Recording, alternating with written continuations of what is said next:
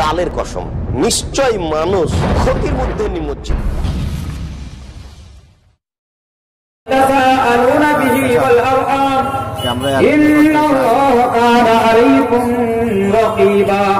ভালো কথা।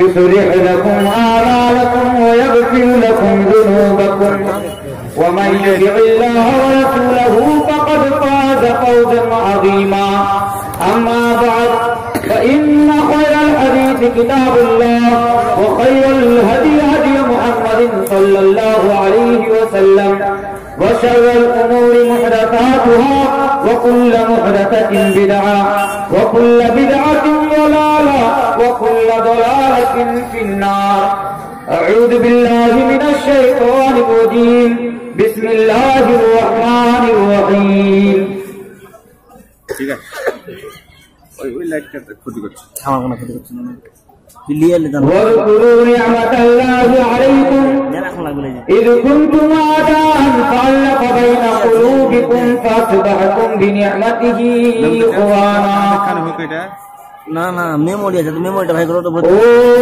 মেঘূ কাটবে না দিবে না। تذكرتم بريم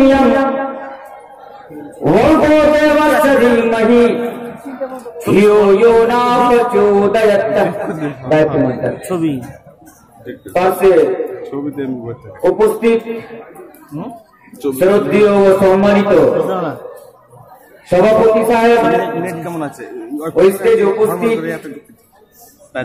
মাইনাস ও মুআক্কার ও মুআজ্জাজ উলামায়ে দ্বীন, সামনে বসে থাকা দিন দরদি ভাই সকল ও পর্দার আড়ালে বসে থাকা মা ও বোনেরা আমার, আমি জানি রাত অনেক হয়েছে।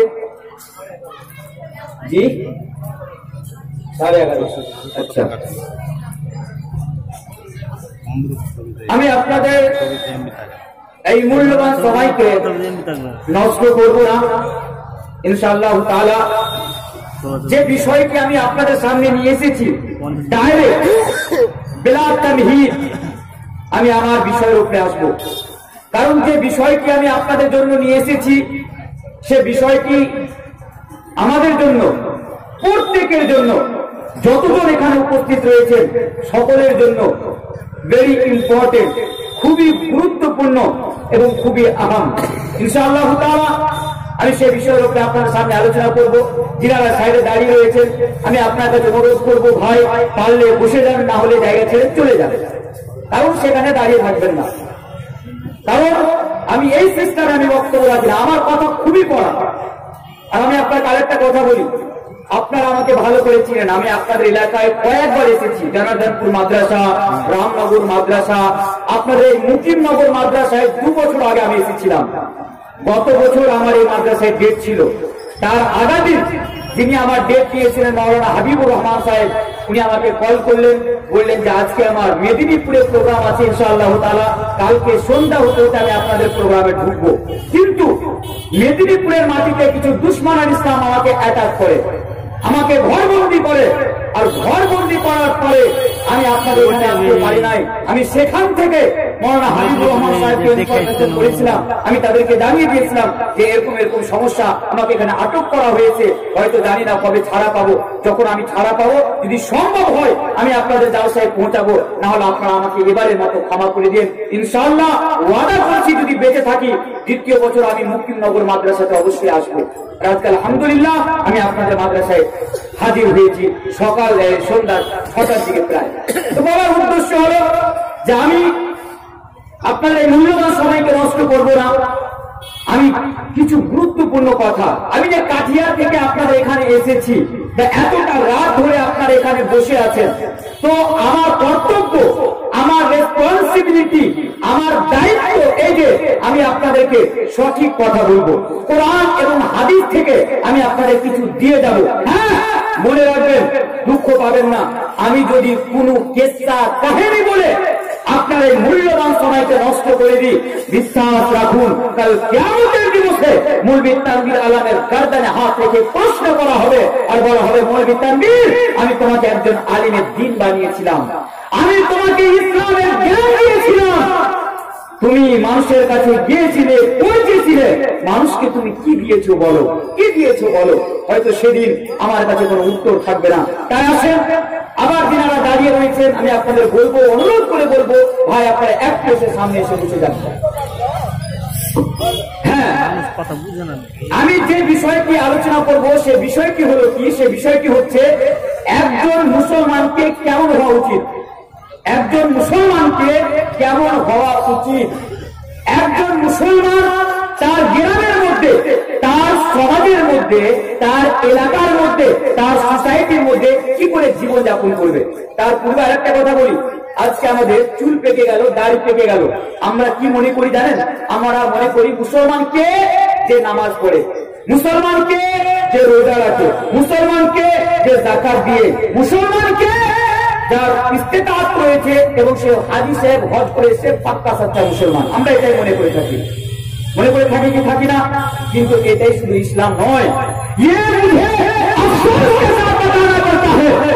मुसलमानों की मेंटेलिटी बन चुकी है, मुसलमानों की ये सोच बन चुकी है कि नमाज पढ़ लिए मुसलमान बन गए, रोजा रख लिए मुसलमान बन गए, ज़कात दे दिए मुसलमान बन गए, हाजी साहब हज करके आ गए तो मुसलमान बन गए। इसके अलावा कोई और चीज इस्लाम के अंदर है ही नहीं है। नमाज रोजा छाड़ा इस्लामेर मध्य और किछु नय।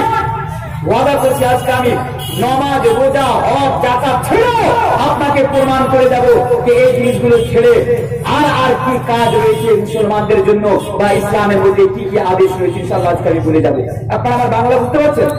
মানে এদের উর্দু ভাষী বক্তা, কিন্তু আমি আপনাদের এলাকায় এসে বাংলা বই কষ্ট করে যাতে আপনারা ভালো করে বুঝতে পারেন।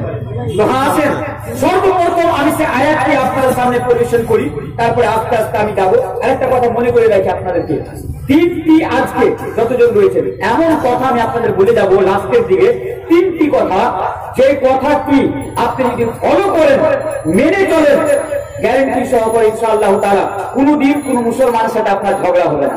এক নাম্বার। দ্বিতীয় নম্বর জিনিস, কোনদিন আপনার গ্রামে, আপনার এলাকায় কোন মুসলমান ভাইয়ের সাথে যদি ঝগড়া হয়ে থাকে, কালকে এসেছে আপনার সাথে কথা বলবে, আপনাকে ভালোবাসবে। তৃতীয় নম্বর জিনিস, যারা আপনার দুশমন তারাও আপনার ভাই হয়ে যাবে। তিনটি জিনিস আজকে আপনাদেরকে বলে যাবো, ধৈর্য ধরে শুনে। আচ্ছা, সর্বপ্রথম আমি সে আয়াতটির দিকে যাই।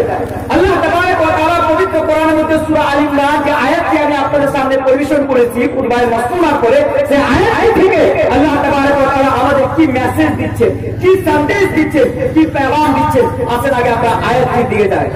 এই লোগো واذكروا نعمة الله عليكم إذ كنتم أعداء فألف بين قلوبكم فأصبحتم بنعمته إخوانا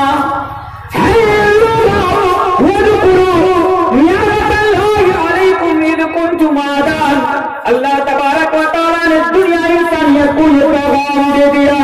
اللہ تبارک و تعالیٰ نے تمام کے تمام مسلمانوں کو یہ سندیش دے دیا, یہ میسج دے دیا, یہ درس دے دیا. اور لوگوں, اس روئے زمین کے اوپر بسنے والے لوگوں, ذرا کان کھول کر سن لو. وَاذْكُرُوا نِعْمَتَ اللَّهِ عَلَيْكُمْ إِذْ كُنتُمْ أَعْدَاءً فَأَلَّفَ بَيْنَ قُلُوبِكُمْ فَأَصْبَحْتُمْ بِنِعْمَتِهِ إِخْوَانًا. اے میرے بندے, میری نعمتوں کو یاد کرو, میرے احسان کو یاد کرو جو میں نے تمہارے اوپر کیا ہے. إِذْ كُنتُمْ أَعْدَاءً, اور وہ یہ ہے کہ تم آپس میں ایک دوسرے کے دشمن بنے ہوئے تھے.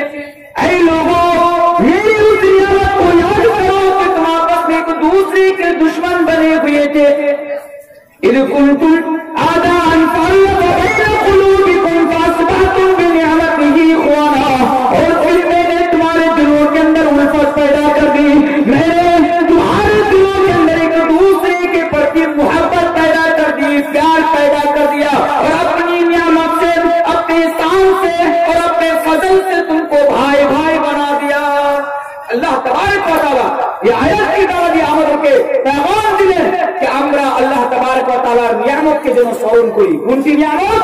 ওই নিয়ামত যে আমরা আপসে এক অপরের দুশমন ছিলাম. দুশমন, দুশমন বুঝেন তো, বাংলাদেশের দুশমন বলে. কেমন দুশমন? একটা উদাহরণ আমি আপনাকে দিই, যে সামান্য সামান্য কথা নিয়ে, সামান্য সামান্য কথা নিয়ে একজন লোক আর একজন লোককে হত্যা করে দিত।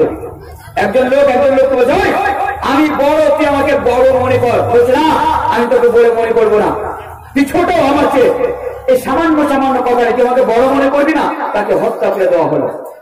কাবিলার মধ্যে 28 বছর ধরে, 40 বছর ধরে, 60 বছর ধরে যুদ্ধ হতো, মারামারি, হানাহানি, খুনাখুনি হতো। তারপর আল্লাহ তাবারক ওয়া তাআলা নবীকে পাঠিয়ে, কোরআনকে পাঠিয়ে তাদের সমস্ত দুশমনীকে খতম করে দিয়ে তাদেরকে আপসে ভাই ভাই বানিয়ে দিয়েছিলেন। কে? আল্লাহ তাবারক ওয়া তাআলা। কার দ্বারা দিয়ে? রাসূলের দ্বারা দিয়ে, কোরআনের দ্বারা দিয়ে, ইসলামের দ্বারা দিয়ে। তাহলে আয়াতকে দ্বারা দিয়ে বুঝতে পারা গেল যে আল্লাহ তাবারক ওয়া তাআলা নিয়ামতের মধ্যে এটিও অনেক বড় নিয়ামত। আর এই নিয়ামতকে সম্মান করার কথা আল্লাহ তাবারক ওয়া তাআলা এই পবিত্র কোরআনের কথা, পবিত্র কোরআনের মধ্যে বলে দিলেন, হে আমার বান্দারা, তোমরা আমার নিয়ামতকে অনুসরণ করো, তোমরা আমার নিয়ামতকে স্মরণ করো। কোনটি নিয়ামত? তোমরা আপসে দুশমন ছিলে, এক অপরের সাথে মারামারি, হানাহানি, খুনাখুনি করছিলে। তোমাদের মধ্যে 14 বছর ধরে, তোমাদের মধ্যে 40 বছর ধরে, তোমাদের মধ্যে 26 বছর ধরে যুদ্ধ হচ্ছিল। তারপরে আমি তোমাদের কাছে রাসূলকে পাঠালাম, আমি তোমাদের কাছে কোরআনকে পাঠালাম, আমি তোমাদের কাছে ইসলামকে পাঠালাম। আর এর মাধ্যম দিয়ে আমি তোমাদের মধ্য থেকে দুশমনীকে শেষ করে দিলাম, দুশমনীকে খতম করে দিলাম। আর আমি তোমাদেরকে আপসে ভাই ভাই বানিয়ে দিলাম, ভাই ভাই বানিয়ে দিলাম। 1 নম্বর জিনিস। এবার একটু বাস্তবে আসা যাক। মুসলমানদের মধ্যে, আমাদের মধ্যে, আপনাদের মধ্যে, আজকে আমাদের মধ্যে এক অপর মুসলমানের মধ্যে প্রতি ভাইচারা রয়েছে, ভালোবাসা রয়েছে। আজকে প্রত্যেক দিন আমাদের গ্রামে মারামারি, হানাহানি, খুনাখুনি, গালি, গুলুজ, দুশমানি, এগুলো আজকে আমাদের সমাজের মধ্যে ভরে পড়ে রয়েছে। ঠিক বললাম কি বললাম না? আজকে এক অপর মুসলমান সামান্য সামান্য কথা নিয়ে আজকে আমরা ঝগড়া করি পড়োশির সঙ্গে। পড়োশি বলতে প্রতিবেশী, যাদেরকে প্রতিবেশী বলা হয়, ওরা তো মুসলমান, তাই না? আমাদের যারা পাশে আছে, প্রতিবেশীর সঙ্গে আমরা মুরগির ডিম নিয়ে ঝগড়া করি। আজকে আমাদের মতো মুসলমানদের আজকে এই অবস্থা, আমরা প্রতিবেশীর সাথে মুরগির ডিম নিয়ে ঝগড়া করি। আল্লাহু আকবার। কয়েকদিন পূর্বে, রিয়াল ঘটনা আমি আপনাকে বলছি, কয়েকদিন পূর্বে একটা বিচারে গেলাম। বিচারে যাওয়ার পরে অনেক দিন থেকে, কয়েক বছর থেকে তাদের মধ্যে কেস চলছে। কেস কি নিয়ে কেস চলছিল? ওর বাড়ির মুরগি ওর বাড়ি দিয়ে ডিম পেড়ে দিয়েছে, একজন বাড়ির মুরগি আর একজনের বাড়ি থেকে ডিম পেড়ে দিয়েছে। এবার ওরা করেছে কি, ওরা মনে করেছে যে আমাদের ডিম, আমাদের মুরগি পেড়েছে, এবার ওরা কিন্তু খেয়ে নিয়েছে। এবার এরা জানতে পারুক যে আমাদের মুরগি ওদের বাড়িতে বসে আর ওরা খেয়ে নিয়েছে। এবার এই মুরগির ডিম নিয়ে ঝগড়া, এই করতে করতে হাতাপাই শুরু, এক অপরকে মারামারি শুরু। তারপরে 2 বছর কেস চলে, লাস্টে গ্রামের মানুষ বসে তাদেরকে কেস মিটিয়ে তাদের মধ্যে সুলহ করিয়েছে, তাদের মধ্যে বিচার করে। তাহলে এই আজকে আমাদের মতো মুসলমানদের অবস্থা। ইনশাআল্লাহ একটা হাদিস আর একটি পয়েন্ট এবং বাস্তবে আপনাদেরকে বুঝিয়ে দেবো ইনশাআল্লাহ তাআলা। তবে আসেন, আল্লাহর রাসূল জনাবে মুহাম্মদুর রাসূলুল্লাহ সাল্লাল্লাহু আলাইহি ওয়াসাল্লাম যখন আসলেন, আসার পরে সর্বপ্রথম ভাইচারার শিক্ষা দিলেন। আল্লাহর রাসূল শিক্ষা দিলেন একজন মানুষকে অন্য মানুষের সাথে কিভাবে চলাফেরা করতে হবে। আল্লাহর রাসূল শিক্ষা দিলেন যে একজন মুসলমানকে অন্য মুসলমানের জন্য কেমন হতে হবে। তার একটি উদাহরণ আমি আপনাকে দিব, তারপরে আমি হাদিসের দিকে চলে যাব। তবে এটিও হাদিস যেটি আমি আপনাদের সামনে বলতে যাচ্ছি, খুবই ফেমাস হাদিস। হাদিস কি, তার পূর্বে একটা কথা বলে দিই। মুহাজির আর আনসার কাকে বলে আপনারা জানেন? মুহাজির আর আনসার অনেক লোক জানে না। অনেক সময় বলা হয়, দেখবেন ये मुहाजिर साहबा है, ये अंसार साहबा है, এই সাহাবী হচ্ছেন মুহাজির, এই হচ্ছেন আনসার। তো মুহাজির আনসার কাকে বলে আমি আপনাকে 1-4-5 সেকেন্ডে বুঝিয়ে যাচ্ছি। মুহাজির সাহাবা বলা হয় ওদেরকে, কাদেরকে? যারা মক্কা থেকে হিজরত করে মদিনাতে এসেছিলেন। মক্কা থেকে হিজরত করে মদিনাতে এসেছিলেন কেন?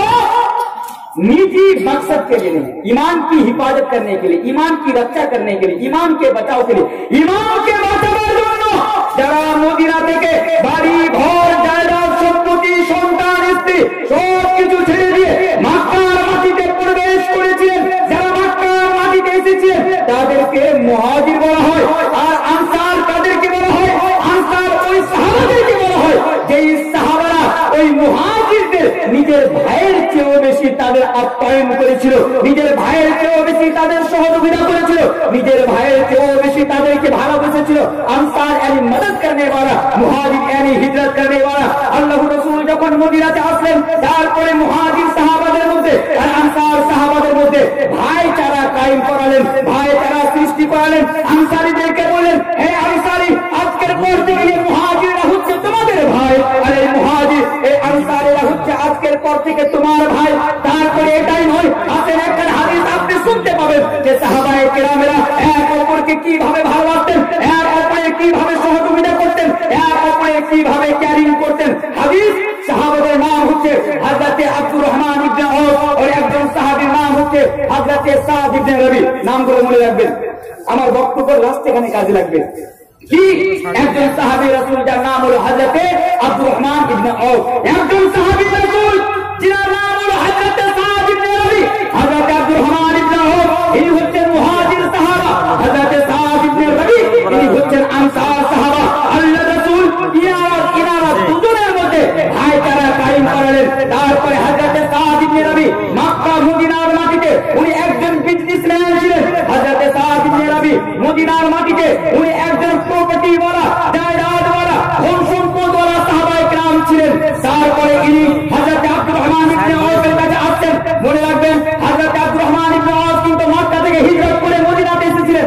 মামা তো ভাই ছিলেন না, খালা তো ভাই ছিলেন না, ফুফা তো ভাই ছিলেন না, কিন্তু মুসলমান ছিলেন, মুমিন ছিলেন। আর ওই হিসাবে আল্লাহ রাসূল তাদের মধ্যে ভাইচারা সৃষ্টি করিয়েছিলেন যে আল মুসলিমু আখুল মুসলিম, মুসলমান হচ্ছে অন্য মুসলমানের ভাই।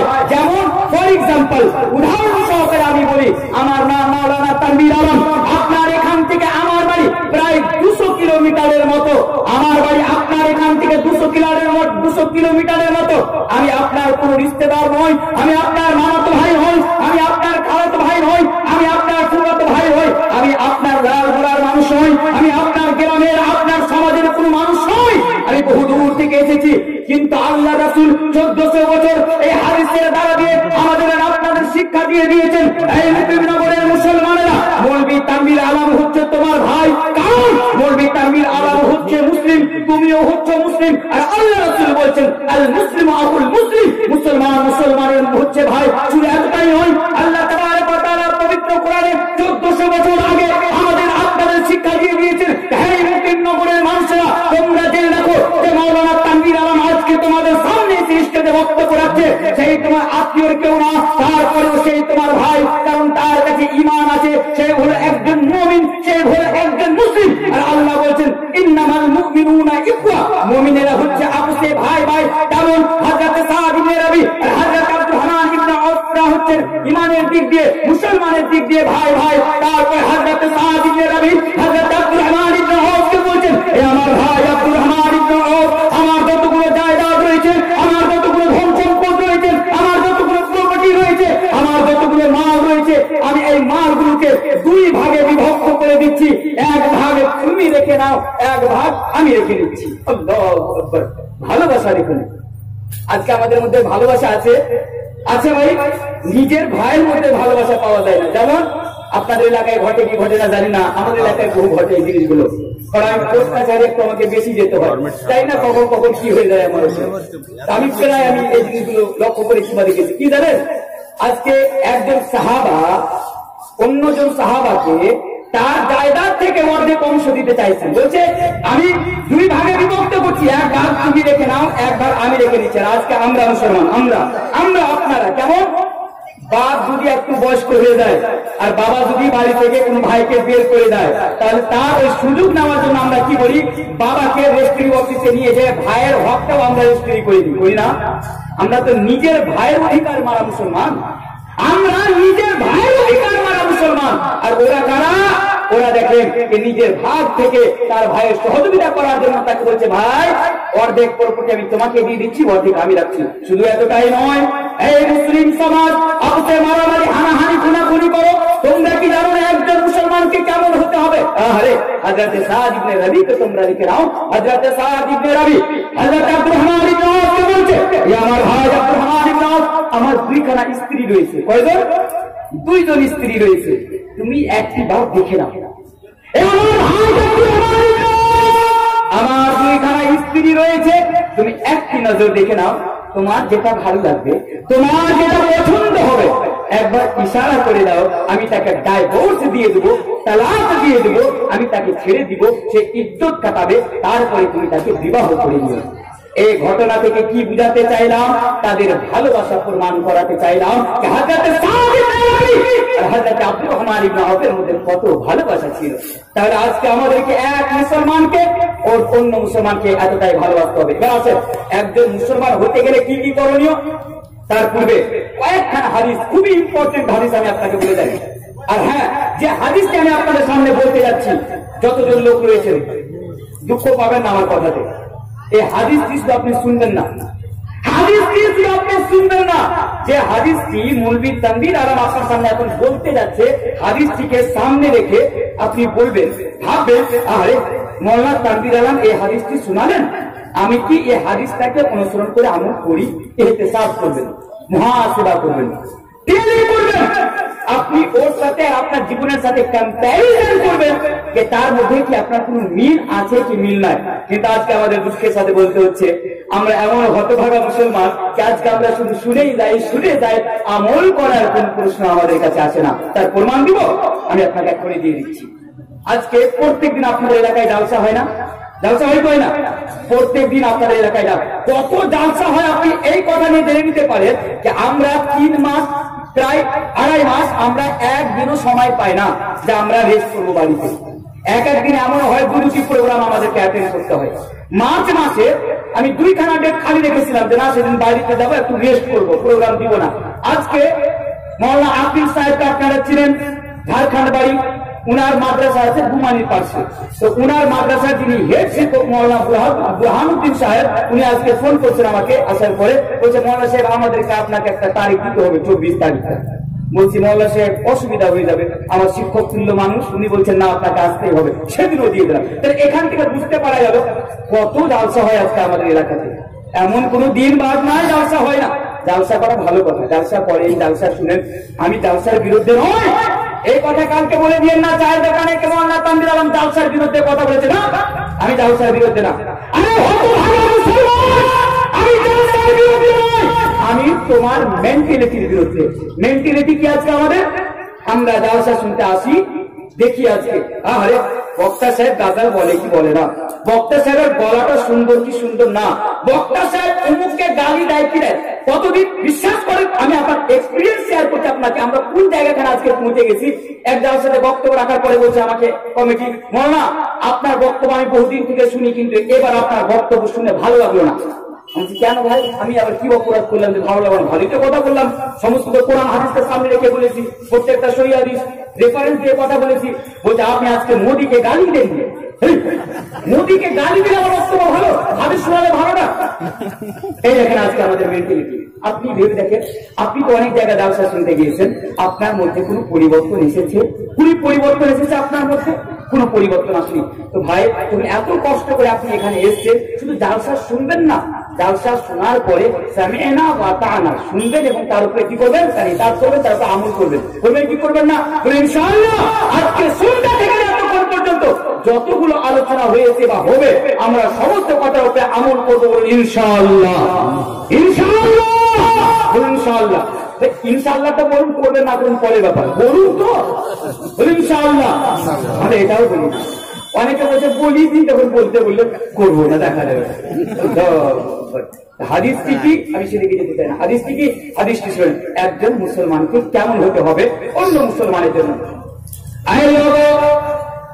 अल्लाह के प्यारे रसूल जनाब मोहम्मद रसूलुल्लाह सल्लल्लाहु अलैहि वसल्लम ने बयान फरमाया कि एक मुसलमान को दूसरे मुसलमान के लिए कैसा होना चाहिए, एक मुसलमान का अखलाक कैसा होना चाहिए, एक मुसलमान का किरदार कैसा होना चाहिए, एक मुसलमान जो अपने समाज के अंदर, गांव के अंदर, मोहल्ले के अंदर, सोसाइटी के अंदर जो वो जिंदगी गुजारेगा तो उसको किस तरह जिंदगी गुजारनी चाहिए।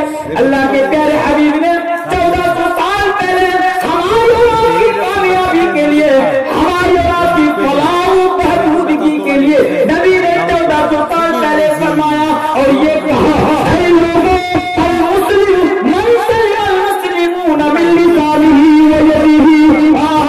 अल्लाहु अकबर। नबी ने कितनी प्यारी बातें हमें और आपको बताया, नबी ने कितनी प्यारी तालीम हमें और आपको 1400 साल पहले दे दिया और कहा, ऐ मुकिम नगर वालों, अल मुस्लिम मन सल्लल मुस्लिमून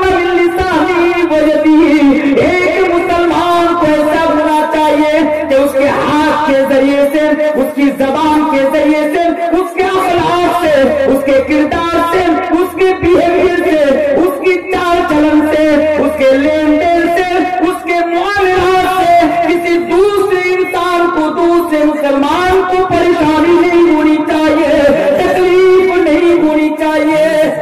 अल्लाहु अकबर। नबी करीम सल्लल्लाहु अलैहि वसल्लम बोलছেন अल मुस्लिमु मान सलिमा अल मुस्लिमुना मिन लिसानिही व यदिही, মুসলমান তো সেই ব্যক্তি, কোন ব্যক্তি যার হাতের দ্বারা দিয়ে, যার কথার দ্বারা দিয়ে, যার চলাফেরার দ্বারা দিয়ে, যার লেনদেনের দ্বারা দিয়ে তার সমাজের মধ্যে অন্য কোন মুসলমানকে আঘাত লাগবে না, অন্য কোন মুসলমান কষ্ট পাবে না, তার দ্বারা দিয়ে অন্য কোন মুসলমান কষ্ট পাবে না। আল্লাহ রাসূল 1400 বছর আগে আমাদের এই শিক্ষা দিয়ে গিয়েছেন। এবার আপনি একবার বলুন, আপনার আত্মায় হাত থেকে একবার ভাবুন, আমার সামনে বসে থাকা শ্রদ্ধেয় শ্রোতাগণ, আপনারা একবার ভাবুন, আমার সাথে স্টেজে বসে থাকা শ্রদ্ধেয় ওলামায়ে কেরাম, আপনারাও একবার ভেবে দেখুন আমরা কেমন মুসলমান। আমরা তো নামাজও পড়ি, আমরা রোজাও রাখি, আমরা যাকাতও দিই, আলহামদুলিল্লাহ আমরা হাজী সাহেব হজ করে এসেছি। আমি সমাজের একজন বড় আলিম, আমি মাদ্রাসার একজন বড় আলিম, আমি মাদ্রাসার একজন সেক্রেটারি, আমি মাদ্রাসার একজন কমিটি। একবার আপনি ভেবে দেখেন আপনার দ্বারা দিয়ে কি অন্য মানুষ কষ্ট পায়?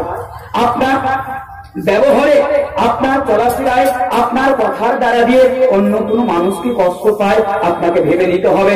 আপনার যদি মনে হয় মাওলানা আমাদের দ্বারা দিয়ে কষ্ট পায়, আমাদের ব্যবহারের দ্বারা দিয়ে কষ্ট পায়, আমাদের কথাবার্তার দ্বারা দিয়ে কষ্ট পায়, তাহলে আমি আপনাকে বলবো, তাহলে তো আল্লাহ রাসূল আপনার সম্পর্কেই এই কথা বলে গিয়েছেন, আল্লাহ রাসূল আমার সম্পর্কেই এই কথা বলে গিয়েছেন, আল মুসলিমু মান সালিমা আল মুসলিমুনা মিন লিসানিহি ওয়া ইয়াদিহি, যে মুসলমান তো সেই ব্যক্তি যার হাতের দ্বারা দিয়ে, যার কথার দ্বারা দিয়ে, যার চলাফেরার দ্বারা দিয়ে, যার লেনদেনের দ্বারা দিয়ে অন্য মুসলমান কষ্ট পাবে না। তাহলে আপনি কেমন মুসলমান যে আপনার দ্বারা দিয়ে আপনার ভাই, আপনার দ্বারা দিয়ে আপনার প্রতিবেশী, আপনার সমাজের লোক কষ্ট পায়? এবার আপনাকে একটু ভেবে দিতে হবে।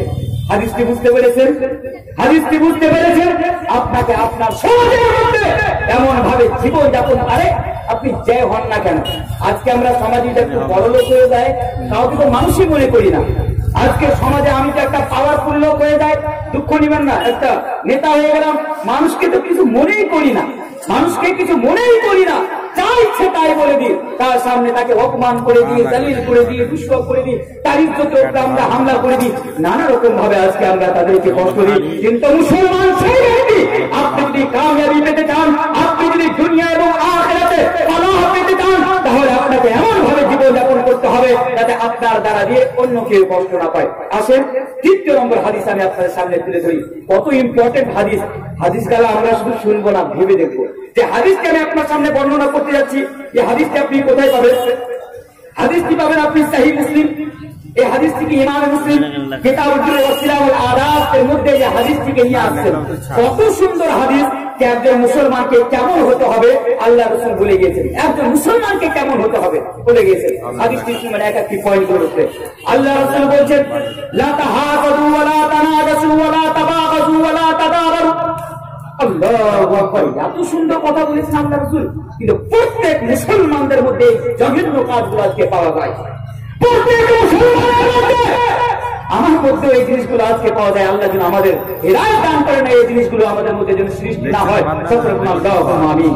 আজকে আমাদের মধ্যে এই জিনিসগুলো পাওয়া যায়। কত মারাত্মক কথা আল্লাহ রাসূল বলে গিয়েছেন। আপনি কিভাবে শুধু নামাজ পড়েনি আপনি জান্নাতে চলে যাবেন, রোজা রেখেনি আপনি জান্নাতে চলে যাবেন, 14 বার হজ করে হাদিস সাহেব আপনি জান্নাতে চলে যাবেন, আপনি দেখবেন না আপনি এই হাদিসগুলো মেনে জীবন যাপন করছেন কিনা। হাদিস কি? আল্লাহ রাসূল বলেছেন, লা তাহাসাদু ওয়া লা তানাজাসু ওয়া লা তাবাগাজু ওয়া লা তাদাবারু। অন্য হাদিসের মধ্যে আল্লাহ রাসূল বলেছেন, ওয়া লা তাহাসসাসু ওয়া লা তাদাসসাসু ওয়া লা তানাজাসু ওয়া লা তাহাসাদু ওয়া লা তাবাগাজু ওয়া লা তাদাবারু ওয়া কুনু ইবাদাল্লাহি ইখওয়ানা।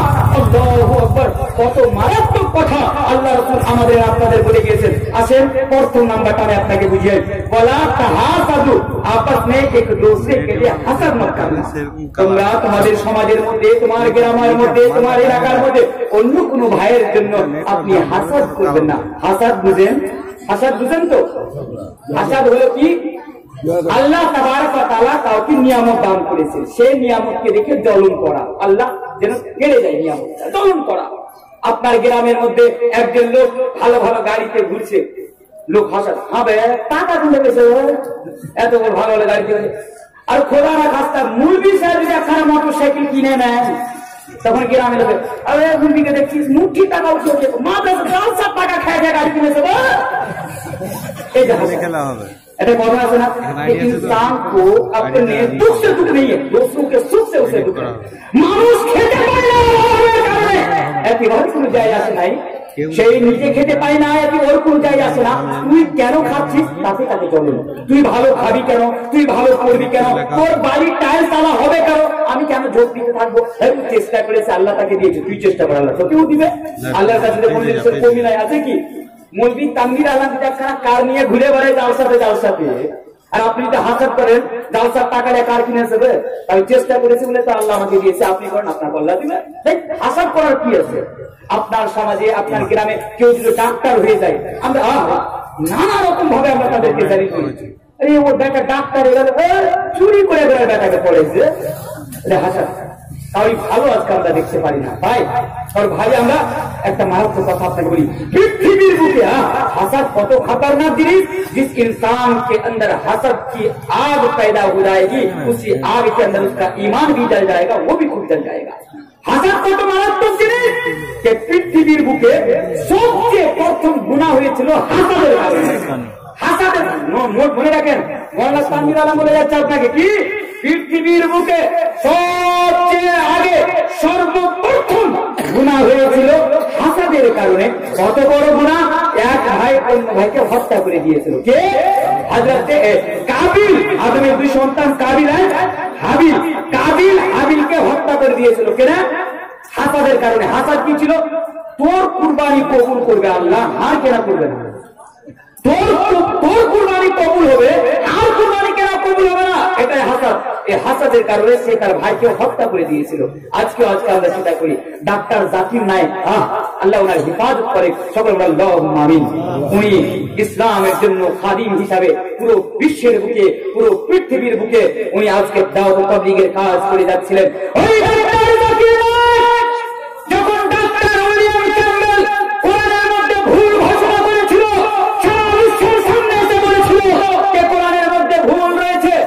দুঃখের সাথে বলতে হচ্ছে পৃথিবীর কোন মানুষ তার সামনে এই চ্যালেঞ্জ স্বীকার করার জন্য, চ্যালেঞ্জকে অ্যাকসেপ্ট করার জন্য তার সামনে দাঁড়ায়নি। জানি না, হতে পারে কোন অজুহাত থাকতে পারে, কোন সবাব থাকতে পারে, আমি জানি না, কিন্তু আমার জানা মতে কোন মানুষ ডাক্তার উইলিয়াম ক্যাম্বেলের সামনে যে দাঁড়ায়নি, ডাক্তার জাকির নায়েক সেখানে যে দাঁড়িয়েছিলেন এবং ডাক্তার উইলিয়াম ক্যাম্বেলকে বলেছিলেন আপনার ধারণা ভুল, কোরআনের মধ্যে ভুল নাই, বাইবেলের মধ্যে হাজারটা ভুল রয়েছে, আমাদের কোরআনের মধ্যে নাই, আপনাদের ধর্মগ্রন্থের মধ্যে হাজারটা ভুল রয়েছে।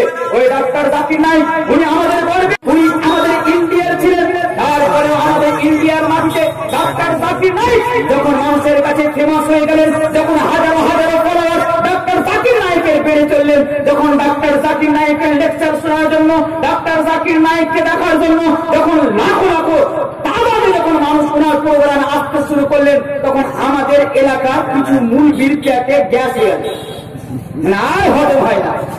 হ্যাঁ, ডাক্তার জাকির নায়েককে ডাকবে, আর মুরগি লয়, ডাক্তার জাকির নায়েককে ডাকবে, আমরা আলিম না, পেটে গ্যাস সৃষ্টি হয়ে গেল, পেট ব্যথা শুরু। এমন এমন ফতোয়া ডাক্তার জাকির নায়েক সম্বন্ধে আসলেন। জি জিনা মুসলিম তো মুসলিম, ওনাদের মধ্যে পেটে গ্যাস সৃষ্টি হলে এমন এমন ফতোয়া লাগালো, লাস্টে আহারে ডাক্তার জাকির নায়েককে ভারতবর্ষ ছেড়ে চলে যেতে হলো।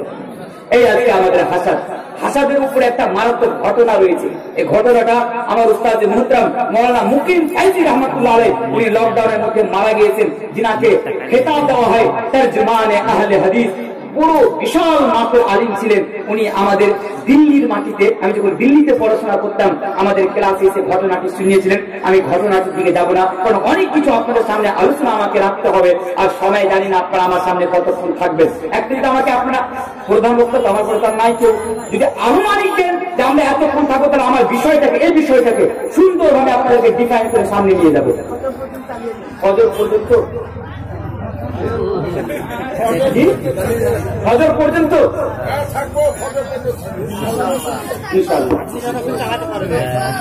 इंशाल्लाह सब चीजें बोलूंगा। आप সবার সবার রক্ষা ইতমিনান রহিয়ে প্রত্যেকটা জিনিস আজকে খুলে বলবো। তাহলে না তাহাসাদু, তোমরা আপোষে হাসাদ করবে না। তোমরা কি করবে না? আপোষে হাসাদ করবে না, এক অপরকে দেখে জ্বলবে না। কেউ যদি আপনার এলাকায় আপনার সমাজে ভালো জায়গাতে দেয়, ওনার জন্য আপনারা দোয়া করবেন যাতে আল্লাহ ওনাকে আরো ভালো জায়গাতে নিয়ে যায়। ১ম নম্বর জিনিস। দ্বিতীয় নম্বর জিনিসের দিকে দেখেন, আল্লাহ রাসূল বলতে না তাহাসাদু ওয়া লা তাহাদাসু, তোমরা নাজাস করবে না। নাজাস, নাজাস কাকে বলে? যিনারা উলামা রয়েছেন, মাদ্রাসা রয়েছেন, উনারা বাদে একজন লোক বলতে পারবেন নাজাস কাকে বলে? আপনি জানেন না নাজাস কাকে বলে, আপনি জানেন না। আল্লাহ রাসূল বলে গেছেন নাজাস করবে না। আমরা জানি না নাজাস কাকে বলে। একজন ব্যক্তি বলে ভাই আমরা জানি না, জেনে নিতে হবে, কারণ একটা মানুষ তো সবকিছু জানতে পারে না। আসলে আমরা জেনে নিই নাজাস কাকে বলে। নাজাসটা আমাদের এলাকায় গ্রামে জিনিসগুলো পাওয়া যায়। তো হ্যাঁ, আমি যে কথা বলছি, আপনার বন্ধু, আপনার আত্মীয় স্বজন, আপনার এলাকায় যারা জালসায় আসেনি, তাদেরকে আপনারা এই পেগাম দিয়ে দেবেন। রাত্রে মৌলানা সাহেব এসেছিলেন, এই হাদিসটি শুনিয়ে গিয়েছিলেন নাজাস সম্পর্কে। আল্লাহ রাসূল বলতেন লা তাহাসাদু ওয়া লা তাহাদাসু, तुम लोग नजस मत करना। नजस यानी धोखे से किसी भाई के लिए कीमत को मत बढ़ाना। धोखे से कि अपने किसी भाई के लिए कीमत को मत बढ़ाना। उदाहरण সহকারে বলে দেয়, তাহলে আপনারা বুঝতে পারবেন। মা বোন আমার, আপনারা লক্ষ্য করে শুনবেন নাজাস কাকে বলে। মনে করে আমার এটা মোবাইল, নাজাস বলছে, আল্লাহ রাসূল বারণ করেছিল জিনিসটা করতে। আমার এটা মোবাইল, আমার মোবাইলের দাম প্রায় 30,000 টাকা। উদাহরণ সহকারে বলছি 30,000 টাকা মোবাইল। এবার আমি এই মোবাইলটা নেওয়ার জন্য দোকানে গেলাম। দোকানদারকে বলছে, ও ভাই দোকানদার সাহেব, আপনার এই মোবাইলটার দাম কত? ও বলছে 30,000 টাকা। আমি বলছি 30,000 টাকা? বলছে হ্যাঁ 30,000। আমি বলছি ভাই কিছু কম করলে হয় না? দোকানদারের সাথে কিছু কম করলে হয় না? আপনি 28,000 টাকা নেন, আমাকে মোবাইলটা দিয়ে দেন। মোবাইলটা ভালো লাগলো। এবার দেখেন সামনে একটা লোক বসে আছে, যাকে আমি আমার ভাষাতে লাপার ফাট্টু বলি। লাপার ফাট্টু সামনে বসে আছে। এবার এই লাপার ফাট্টুর কাজ কি? ও কিন্তু ফিট করা আছে দোকানদারের সাথে। লাপার ফাট্টুর কাজ কি? ও উঠে চলে আসবে, দেখি ভাই দেখি দেখি দেখি, ও এই মোবাইলটা আচ্ছা আচ্ছা ভাই এই মোবাইলটার দাম কত? তো দোকানদার বলবে এই মোবাইলটার দাম 30,000 টাকা। ওই লোকটা তখন বলছে দোকানদারকে, বাপরে এত সুন্দর মোবাইল, 30,000 টাকা, দাও আমাকে দিয়ে দাও মোবাইলটা, আগে দিয়ে দাও। আমি তখন ওখানে বলছি 2,000 টাকা লেগে আমার মোবাইলটা চলে যাবে, মোবাইলটা নিয়ে নি, যা হবে দেখা যাবে। আমি 30,000 টাকা দিচ্ছি, আমি আগে আমাকে দেন। বলছি বলি না, আমাকে আগে দেন।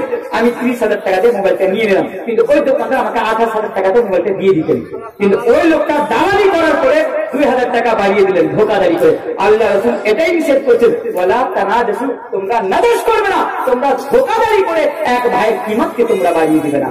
কিন্তু আজকে জিনিসটা আমাদের মধ্যে পাওয়া যায়, অনেকে পাওয়া যায়, করবেন না, খারাপ কাজ। 3 নম্বর জিনিসের দিকে আছে, লা তাহাসাদু ওয়া লা তানাজাসু ওয়া লা তাবাগাজু, কোন ভাইয়ের জন্য আপনি আপনার অন্তরের মধ্যে দুশমনি রাখবেন না। কোন ভাইয়ের জন্য আপনি আপনার অন্তরের মধ্যে কোন দুশমনি রাখবেন না। ওয়ালা তাদাবারু, কাউর সাথে কোন ভাইয়ের সাথে তাল্লুক করে নেবেন না, তার কাছ থেকে আপনি মুখ ফিরিয়ে নেবেন না। এই কথা আল্লাহ রাসূল বলেছিলেন। অন্য হাদিসটা আমি বলি, অন্য হাদিস কাতে বলছেন ওয়ালা তাহাসসাসু ওয়ালা তাজাসসাসু, ওয়ালা তাহাসসাসু ওয়ালা তাজাসসাসু।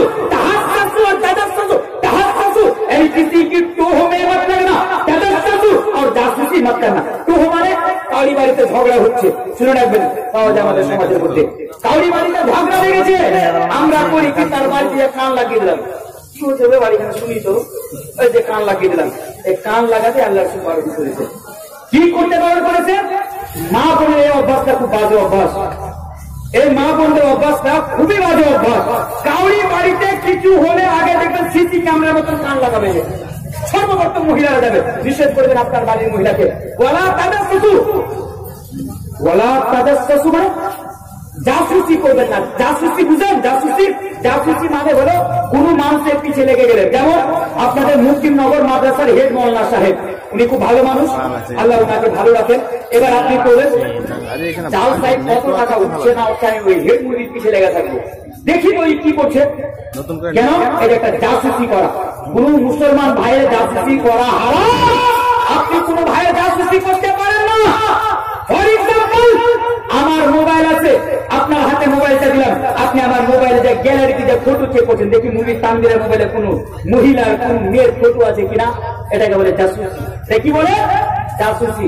তারই প্রোফাইলে যে আপনি চেক করে দেখি কিছু খারাপ কিছু পাচ্ছি নাকি মানুষের সামনে হাইলাইট করতে হবে, এইটা বলা হয় জাসুস। এক কথাই বলি, পুরো মুসলমানের জন্য জাসুসি করা হারাম। আল্লাহ রাসূল বলেছেন তোমরা জাসুসি কাউরি গুনাহ টয়ে লেগে থাকবে না, তোমরা জাসুসিও করবে না। আরেকটা কথা আমি আপনাকে বলি, কত সুন্দরভাবে আল্লাহ রাসূল আমাদেরকে শিক্ষা দিয়ে গেছে, আমরা শুধু আমল করতে হবে। মুত্তাফাকুন আলাইহি সহিহ এবং সহিহ বুখারী সহিহ মুসলিমের হাদিস কোনটি, যেটা আমি এখন আপনাদের সামনে বলছি। আল্লাহ রাসূল বলেছেন ইয়াকুম ওয়াজ-যান ফাইন্না যান আকযাবুল হাদিস, ইয়াকুম ওয়াজ-যান ফাইন্না যান আকযাবুল হাদিস। আল্লাহ রাসূল বলেছেন তোমরা কাউরি সম্পর্কে গুমান করবে না। গুমান, গুমান মানে বুঝেন ধারণা, কাউরি সম্বন্ধে খারাপ ধারণা, কুধারণা আপনি আপনার মাইন্ডের ভিতরে নিয়ে আসবেন না। যেমন আরে ওই হাদিস একটা এরকম লাগতো, মানে মনে বুঝে কুধারণা নিয়ে আসবেন না, কারণ আল্লাহ রাসূল বলেছেন ये सबसे बड़ी झूठी बात है, अक़ज़बुल हदीस ये सबसे झूठी बात है, ये सबसे झूठी बात है। তারপর আল্লাহ রাসূল কি বললেন হাদিসটা শুনে রাখেন। আল্লাহ রাসূল বলেছেন তোমরা টোহ লাগাবে না, তোমরা তাজাসসু, তোমরা জাসুসিও করবে না। জাসুসির আরেকটা পন্থা আমি আপনাকে বলে দিচ্ছি। আজকাল মানুষ কি করে জানেন? ফোন মুনাজরা করে। কি করে? ফোন মুনাজরা কে করে আমি জানি না, কিন্তু আমি এই সোশ্যাল মিডিয়াতে জিনিসগুলো দেখতে পাই। আপনাকেও বলছি, আমরা কারোর সাথে কথা বলছি মনে করেন, আমরা করি কি চুপ করে তারপর তাকে রেকর্ডিং করে দিই। হাদিসটি বুঝতে পারছেন? জাসুসি মানে আপনি আমার সাথে কল করছেন, আপনি আমার কলটাকে চুপ করে রেকর্ডিং করে নিলেন। ইসলাম আপনাকে এটা তো দেয় না। আপনি বলবেন আপনি আমার সাথে কথা বলছেন, তার কলকে তার বিনা পারমিশনে আপনি রেকর্ডিং করে দিলেন। আপনি কোন মানুষের সাথে কথা বলছেন, তার কলকে আপনি বিনা পারমিশনে রেকর্ডিং করে নিলেন, এটাও জাসুসি। আল্লাহ রাসূল এটাকে নিষেধ করেছেন। আপনি যদি কাউরি কল রেকর্ডিং করতে চান, কাউরি কথা রেকর্ডিং করতে চান, তার কাছে পারমিশন নিতে হবে। ভাই আমি আপনার সাথে কথা বলবো, আপনার কথাগুলো আমি রেকর্ড করব, সেই যদি পারমিশন দেয় তাহলে আপনি করতে পারেন, নয়তো আপনি করতে পারেন না। ফোন মুনাজরা, আমরা কোন মাওলানাকে ফোন করে দিই, মাওলানা সাহেব এই ফতোয়াটা আপনি একটু দিয়ে দেন তো, মাওলানা সাহেব আপনি এই ফতোয়াটা একটু দিয়ে দেন তো। তারপরে আমরা করি কি, ফতোয়া নেওয়ার পরে তার কলকে আমরা রেকর্ডিং এ লাগিয়ে দিই, রেকর্ডিং এ লাগিয়ে দিয়ে তার সাথে আমরা কথা বলতে শুরু করে দিই, পরে নেটে ছেড়ে দিয়ে আমরা বলে দিই এটা ফোন মুনাজরা। জি না, ইসলাম এ ধরনের ইজাজত আমাদেরকে দেয় না। এটা সালফে সালেহিনের তরিকা, দাওয়াতি ময়দানের কাজ হতে পারে না। সালফে সালেহিনের তরিকা ছিলেন না যে কাউরি জাসুসি করে দ্বীন ইসলামের তাবলীগি করতে হবে, কাউরি জাসুসি করে, কাউরি কল রেকর্ডিং করে মানুষের সামনে তাকে বদনাম করতে হবে। ইসলাম শিক্ষা আমাদের দেয়নি। করতে গেলে তার কাছে পারমিশন নিতে হবে। समझदारों के लिए इशारा काफी है, ज्यादा डिटेल्स में बोलने की जरूरत नहीं। এবার আসেন আমি আরেকটা জিনিসের দিকে যাই। আল্লাহ তাবারক ওয়া তাআলা পবিত্র কোরআনের মধ্যে আরেক জায়গাতে বলছেন ইয়া আইয়ুহাল্লাযীনা আমানু ইজতানিবু কাসীরাম মিনাজ যান। এই জায়গায় আল্লাহ রাসূল বলেছেন তোমরা কাউরি সম্পর্কে কুধারণা বেশি বেশি করবে না। কি করবে না? কুধারণা বেশি বেশি করবে না। এই আয়াতের মধ্যে আল্লাহ রাসূল এক জায়গাতে বলছেন লা তাজাসসু, তোমরা জাসুসি করবে না। আর এক জায়গাতে বলছেন লা ইয়াগতাব বা'দুকুম বা'দান, তোমরা আপসে এক অপরের গীবত করবে না। গীবত, গীবত মানে বুঝেন পরনিন্দা করা। আজকে আমাদের সমাজের মধ্যে, আমাদের এলাকার মধ্যে, আমাদের গ্রামের মধ্যে এই জিনিসগুলো বেশি বেশি পাওয়া যায়। মানুষের গীবত করা, মানুষকে চায়ের দোকানে বসে, আজকে আমাদের কাজ কি, চায়ের দোকানে বসে গেলাম, চায়ের দোকানে বসে যাওয়ার পরে আমরা মানুষের গীবত করতে আজকে আমরা শুরু করে দিলাম। গীবত করা আমাদের মুসলমানদের কাজ নয়। এইভাবে একজন মুসলমানকে জীবন যাপন করতে হবে, এইভাবে একজন মুসলমানকে জীবন যাপন করতে হবে। এবার আসেন আমি আপনাকে ওই তিনটা জিনিসের দিকে নিয়ে যাই। আগে আমি বললাম একজন মুসলমানকে কেমন হতে হবে। এবার আসেন মারাত্মক যেই তিনটা পয়েন্ট ছিল আমি বলার জন্য আপনাদের এখানে এসেছিলাম, ওই তিনটি পয়েন্ট আমি এবার আপনাদের সামনে রাখছি। কারণ আমি প্রথমে আপনাদের ধারণা দিয়ে দিলাম যে একজন মুসলমানকে, একজন মুসলমানের জন্য কেমন হতে হবে। এবার আসেন আমরা আমাদের এলাকার মধ্যে, আমরা আমাদের সমাজের মধ্যে কিভাবে জীবন যাপন করতে গেলে, কিভাবে চলাফেরা করতে গেলে, কিভাবে লেনদেন করতে গেলে এক অপরের সাথে আমাদের ভালোবাসা সৃষ্টি হয়ে যাবে, এক অপরের সাথে আমাদের মহব্বত সৃষ্টি হয়ে যাবে। এবার আসেন প্রথম নম্বর জিনিস আমাদের কি করতে হবে, আমাদের করণীয় কি। কেউ কথা বলবে না সামনে বাবারা? জি, যিনি চায়ওয়ালা আছেন আপনি এক জায়গা থেকে বসে যান কোন এক জায়গাতে, যিনার চা খাওয়া ইচ্ছে হবে একে একে যাবেন, আপনার কাছে চা নিয়ে নেবেন। দাঁড়ান দাঁড়ান, হ্যাঁ এক জায়গা থেকে কোন জায়গাতে দাঁড়িয়ে যান। দেখেন একটা কথা জেনে রাখেন, আমি কোনোদিন চায়ওয়ালাকে কিছু বলি না, আর আপনারাও কিছু বলেন না। জানি না ভাই কখন কে প্রধানমন্ত্রী বলে যে ধুলাই করে দেবে। বুঝতে পারছেন কথাটা? ওনাকে সাইডে বসিয়ে দেন, আপনি যান, যারা খাওয়ার চলে চলে যাবেন। হ্যাঁ, এবার আছে ওই তিনটা জিনিসের দিকে আমরা লক্ষ্য রাখি। ফার্স্ট অফ অল, 4 নম্বর জিনিস কি? আমরা কি করতে গেলে আমাদের সমাজের মধ্যে ভালোবাসা সৃষ্টি হবে? 4 নম্বর জিনিস হচ্ছে সালাম। কি 4 নম্বর জিনিস হচ্ছে সালাম দিতে হবে আমাদেরকে এক অপরকে। যখন যার সাথে সাক্ষাৎ হবে, কোন মুসলমান ভাই ভাই মিট হবে, আমাদেরকে সালাম দিতে হবে। কিন্তু দুঃখের সাথে বলতে হচ্ছে আজকে আমাদের মধ্যে সালাম দেওয়ার কোন গুরুত্বই নাই। আর তার চেয়ে বেশি দুঃখের সাথে বলতে হচ্ছে আজকে আমরা দাড়ি পেকে গেল, চুল পেকে গেল, সালাম দিতেই জানলাম না। আমরা সালাম দিতেই জানলাম না। তার সাথে গেল পুলিশের সালাম আলাইকুম, পুলিশের সালাম আলাইকুম, পুলিশের সালাম আলাইকুম। সালাম আলাইকুমটা আবার কোন জিনিস? এই সালাম আলাইকুমটা আবার কোন জিনিস? দুঃখ না এটা আমাদের জন্য? সালাম কেন আমি কথাটা বললাম, আমি তো আপনাকে হাদিস দিব। 3টি হাদিস আমি আপনাদের সামনে সালামের কথা আমি আমার বিষয়ের মধ্যে কেন নিয়ে আসলাম তার আগে আমি বলছি আজকে দুঃখের সাথে বলতে হচ্ছে আমরা সালাম খানাও দিতে জানি না। আবার আরেকটা কথা আমি আপনাকে বলি, সালাম আজকে আমরা আবার নতুন ভাবে সালাম তৈরি করে ফেলেছি। নতুন সালাম আপনি জানেন? নতুন সালাম যেটা আজকে আমাদের সমাজে, সোসাইটিতে, গ্রামে, এলাকায় আজকে দেখতে পাওয়া যায়। নতুন সালাম মুখের দ্বারা দিয়ে বলতেন। সালাম দেওয়ার নিয়ম কি? সামনে কারোর সাথে সাক্ষাৎ হলো, কাউরি বাড়ি যাচ্ছেন, কারোর সঙ্গে কথা বললেন, তার পূর্বে আপনাকে সালাম করতে হবে। সালাম, আসসালামু আলাইকুম ওয়া রাহমাতুল্লাহি ওয়া বারাকাতুহু। আসসালামু আলাইকুম ওয়া রাহমাতুল্লাহ, আসসালামু আলাইকুম ওয়া রাহমাতুল্লাহি ওয়া বারাকাতুহু। 2 ভাবে এসে কিন্তু মনে রাখবেন ওয়া মাগফিরাতুহু কিন্তু আসেনি। অনেকজন বলে আসসালামু আলাইকুম ওয়া রাহমাতুল্লাহি ওয়া বারাকাতুহু ওয়া মাগফিরাতুহু, এটা নাই। মাগফিরাতুহু এই জিনিসটা হাদিসের মধ্যে সহিহ সনদের সাথে আসে নাই, সেই সনদের সাথে আসে নাই। তাহলে কি বলতে হবে? আসসালামু আলাইকুম ওয়া রাহমাতুল্লাহ বা আসসালামু আলাইকুম ওয়া রাহমাতুল্লাহি ওয়া বারাকাতুহু বলতে হবে আপনাকে। কিন্তু আজকে আমরা এটা বলি না। কি বলি? মনে করেন ফর এক্সাম্পল, উদাহরণ সহকারে আমি বলি, সালাম দেওয়ার নতুন পদ্ধতি। সামনে দিয়ে একজন মুসলমান ভাই আসছে, আর একজন ভাই আসছে, কিচ্ছু করতে হবে না, তাকে মুখে বলতে হবে না, খালি মাথা হিলে দাও, সামনে মাথা হিলে দাও, মানে এটা সালামের সিগন্যাল। আর মুখে উচ্চারণ করতে হবে না আসসালামু আলাইকুম। উচ্চারণ করবে তো কি করে? এদিকে একটা পান, এদিকে একটা বুক্কা, বলবেন তো কেমন করে বলবে? তো সালাম দেওয়ার নতুন পদ্ধতি কি? এবার এ বান্দা বুঝে গেল, ভাই এ তো আমাকে সালাম দিল, এবার এই উত্তরটা কি করে দেওয়া যায়? এ বলছে তুই কি একাই চালা, আমিও চালা, আমিও মুক্তিনগরের মানুষ। এ বলছে ইনি সালাম দিলেন, ইনি উত্তর দিয়ে দিলেন। এটা হচ্ছে আজকে সালামের নিয়ম।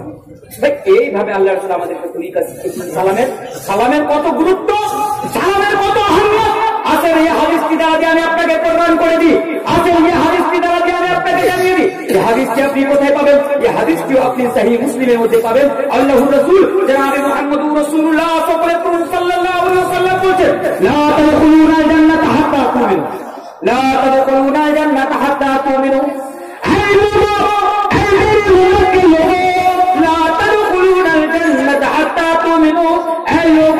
कोई भी इंसान उस वक्त तक जन्नत के अंदर दाखिल नहीं हो सकता।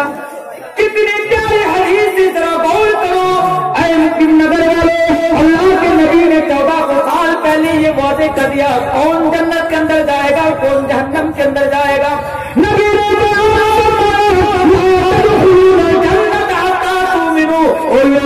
कोई भी इंसान उस वक्त तक जन्नत के अंदर प्रवेश नहीं कर सकता, कोई भी इंसान उस वक्त तक जन्नत के अंदर दाखिल नहीं हो सकता जब तक कि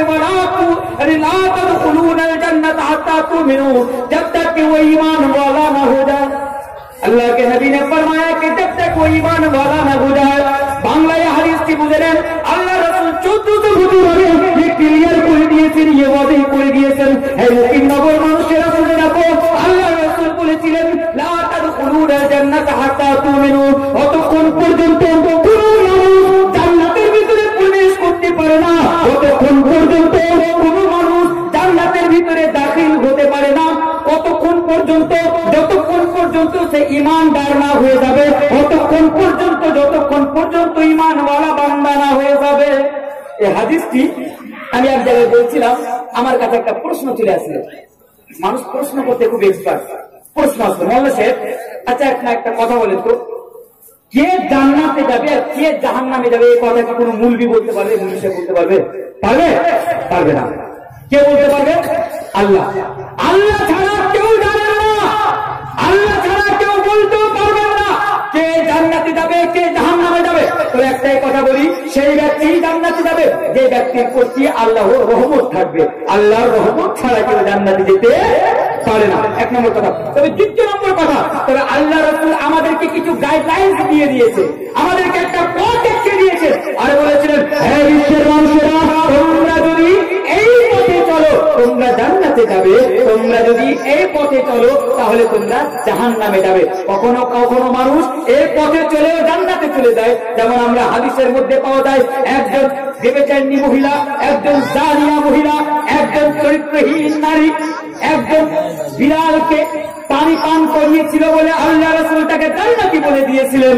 আর একজন নারী নামাজি থাকা সত্ত্বেও একজন বিড়ালকে বেঁধে রেখেছিল, একজন বিড়ালকে কষ্ট দিয়েছিল বলে তাকে আল্লাহ রাসূল জাহান্নামে প্রমাণিত করে দিয়েছে। তাহলে এই হাদিসটা থেকে আমরা কি বুঝলাম? এই হাদিসটা থেকে কি বুঝলাম? তবে হ্যাঁ, বুঝতে গেলে একটাই জিনিস আমি আপনাকে বুঝিয়ে দিই। এই হাদিসটার একটি জিনিস কি, যেটা আমি বললাম, লা তাদখুলুনাল জান্নাতা হাত্তা তুমিনু। কোন মানুষ জান্নাতে প্রবেশ করতে পারে না যতক্ষণ পর্যন্ত তার কাছে ঈমান না থাকবে, ঈমান ওয়ালা না হয়ে যাবে। তাহলে হাদিস থেকে আমি এটা বুঝাতে চাইলাম, কে জান্নাতে যাবে কে জাহান্নামে যাবে এটাও বুঝে নেন। জান্নাতে যাওয়ার জন্য ঈমান হলো শর্ত। ঈমান, আমার কথা বুঝতে পারছেন আপনারা? শুনুন, জান্নাতে যাওয়ার জন্য ঈমান হলো শর্ত। আপনাকে ঈমান থাকতেই হবে আল্লাহ এবং আল্লাহ রাসূলের প্রতি। আপনার যদি আল্লাহ এবং আল্লাহ রাসূলের প্রতি ঈমান থাকে, ভবিষ্যতে আপনার জীবনে চলতে ফিরতে যদি কোনো গুনাহ হয়ে যায়, হতে পারে আল্লাহ আপনাকে জান্নাতে প্রবেশ করিয়ে দিবে। কিন্তু মনে রাখবেন, আপনার ভিতরে যদি ঈমান না থাকে, আপনার ভিতরে আল্লাহ এবং আল্লাহ রাসূলের প্রতি যদি বিশ্বাস না থাকে, আপনি যতই ভালো কাজ করেন না কেন, আপনি আল্লাহর পথে রাসূলের জন্য যতই কাজ করেন না কেন, আল্লাহ রাসূল ওয়াদা করে দিয়েছেন, আল্লাহ রাসূল ক্লিয়ার করে দিয়েছেন, কোন মানুষ ঈমান ছাড়া জান্নাতে যেতে পারে না। এই হাদিসটার আরেকটু আগে আছেন, আল্লাহ রাসূল বলছেন, লা তাদখুলুনাল জান্নাতা হাত্তা তুমিনু। তারপরে বলছেন, ওয়ালা তুমিনু হাত্তা তাহাবু। আর উস वक्त तक कोई बंदा मोमिन नहीं हो सकता, उस वक्त तक कोई बंदा ईमान वाला नहीं हो सकता जब तक कि वो आपस में एक दूसरे से मोहब्बत ना करने लगे। अल्लाहु अकबर। এক জায়গায় বলছেন, অতক্ষণ পর্যন্ত কোন মানুষ জান্নাতে যেতে পারে না যতক্ষণ পর্যন্ত সে ঈমান ওয়ালা না হয়ে যাবে। আবার তার আগে বলছেন, অতক্ষণ পর্যন্ত কোন ব্যক্তি মুমিন হতে পারে না যতক্ষণ পর্যন্ত সে আপোষে এক অপরকে না ভালোবাসতে শুরু করে দিবে, না ভালোবাসবে। সাহাবু মানে না ভালোবাসবে আপোষে এক অপরকে। তাহলে বুঝতে পারা গেল, এই হাদিসটি দ্বারা দিয়ে আমরা যদি কামিয়াবি পেতে চাই, জান্নাতে যেতে চাই, মুমিন হতে চাই, তাহলে আমাদের এক অপরকে, অন্য ভাইদেরকে ভালোবাসতেই হবে। এই হলো মুমিনের সিফাত, এই হলো মুমিনদের নিশানি। এবার আসুন, আল্লাহ রাসূল এই হাদিসটির মধ্যেই ঘোষণা করে দিলেন, কে লোগো, क्या मैं तुमको वो चीज ना बतला दूं? ओ लोगो, क्या मैं तुमको वो तरीका ना बतला दूं? अगर শুধু এই মানুষেরা, আমি কি তোমাদের এমন জিনিস শিখিয়ে দিই না? আমি কি তোমাদের এমন কোন জিনিস, এমন কোন তরিকা শিখিয়ে দিই না যে জিনিসটা করতে গেলে তোমাদের মধ্যে ভালোবাসা সৃষ্টি হয়ে যাবে, তোমাদের মধ্যে ভাইচারা সৃষ্টি হয়ে যাবে, তোমাদের মধ্যে মহব্বত সৃষ্টি হয়ে যাবে। তারপরে আল্লাহ রাসূল বলেন, আফসুস সালাম বাইনাকুম, তোমরা আপসে এক অপরকে সালাম করবে। সালাম করতে গেলে তোমাদের মধ্যে ভালোবাসা সৃষ্টি হয়ে যাবে। তাহলে বুঝতে পারা গেল, আমরা যদি আমাদের দুশমনীকে খতম করতে চাই, আমরা যদি আমাদের লেনদেন মানে ঝগড়াকে খতম করতে চাই, আমরা যদি এক অপরকে ভালোবাসতে চাই এবং এক অপরের মধ্যে আমাদের ভালোবাসা যদি সৃষ্টি করতে চাই, তাহলে আমার যুবক ভাইরা, আমার সামনে বসে থাকা দিনদারি ভাই সকল, ও আমার পর্দার আচার, আড়ালে বসে থাকা মা বোনেরা আমার, আমাদেরকে এক অপরকে সালাম করতেই হবে, এক অপরকে সালাম করতেই হবে। সালাম করতে গেলে ভালোবাসা বাড়ে। তবে আরেকটা কথা বলি, আপনাকে এইখানে সামনে রেখে আল্লাহ রাসূল বলছেন, সালাম করতে গেলে ভালোবাসা বাড়বে, সালাম করতে গেলে দুশমনী খতম হয়ে যাবে। তাই তো আজকে আমাদের ভারতবর্ষের মাটিতে যারা মুসলমানদের দুশমন, যারা ইসলামের দুশমন, একটা কথা মনে রাখবেন, চেহারায় দাড়ি রেখে নিয়ে কেউ আলিম হয়ে যায় না, মাথায় টুপি রেখে কেউ আলিম হয়ে যায় না, কেউ যদি কোন মাদ্রাসা থেকে ফারাগাত করে আসে বলে আলিম হয়ে যায় না। অনেকগুলো শয়তান আমাদের ভারতবর্ষের মাটিতে মাথায় টুপি দিয়ে আর চেহারায় দাড়ি রেখেও ঘুরে বেড়ায়। আপনাকে মনে রাখতে হবে, মনে রাখতে হবে আপনাকে, কাউরি মাথায় টুপি রেখে না আলিম না, ভুল ভাবছেন। তার কর্মগুলো দেখতে হবে, তার কর্মগুলো কি, তার চাল চলনটা কি। কেন এই কথা কেন বলে যাচ্ছে আমি আপনাদের সামনে? দুঃখের সাথে বলে যেতে হচ্ছে, আমাদের মতো মৌলানা, আমাদের মতো মাদ্রাসা থেকে পাগড়ি পাওয়া, আমাদের মতো মাদ্রাসা থেকে ফারাগাতের সনদ পাওয়া, নদবী, কাসেমি,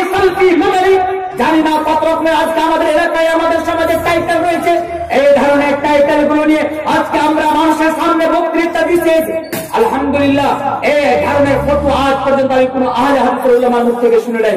আলহামদুলিল্লাহ, আমি গর্ব করি আমি একজন মুসলিম, আমি গর্ব করি আমি একজন মুসলিম, আমি গর্ব করি আমি একজন আহলে হাদিস, আমি গর্ব করি আমি একজন আহলুল হাদিস, মানে ইসলাম, কোরআন এবং হাদিসকে আমি ফলো করে চলার চেষ্টা করি। হ্যাঁ, চলতে যে অনেকগুলো আমার দ্বারা যে ভুল হয়ে যায়, কিন্তু আমি চেষ্টা করি কোরআন এবং হাদিসের পথে চলার। আমি এই কথা কেন বললাম আপনি এখনই বুঝতে পারবেন। মুসলমানদের মধ্যে কিছু ফিরকার উলামা রয়েছেন, মুসলমানদের মধ্যে কিছু নামধারী উলামা রয়েছে যারা আজকে জালসার মাহফিলে এসে তারা বড় বড় ফতোয়া দিয়ে থাকে। জালসার মাহফিলে এসে বলে ওকে সালাম দেওয়া যাবে না, ওকে সালাম দেওয়া যাবে না, আহলে হাদিসকে সালাম দেওয়া যাবে না, অমুক মাসলাকের মানুষকে সালাম দেওয়া যাবে না।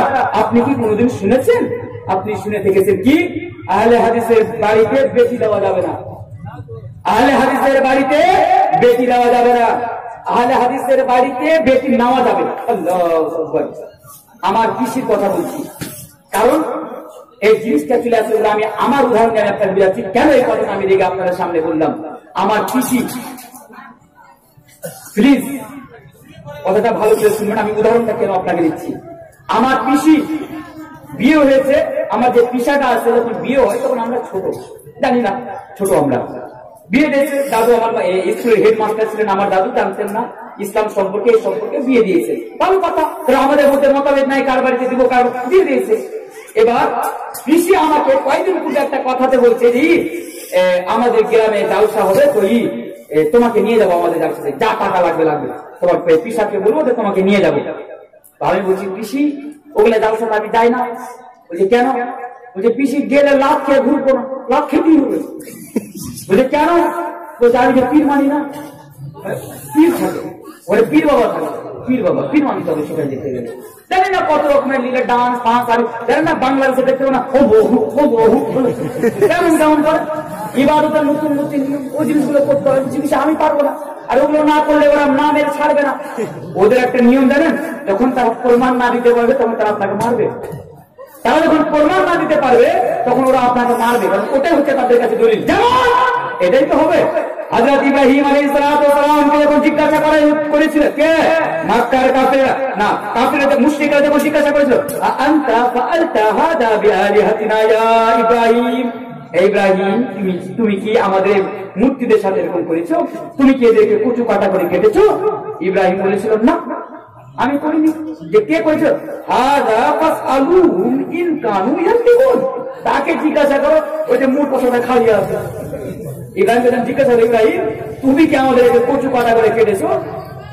ইব্রাহিম বলছে না না না, আমি কেন বলবো?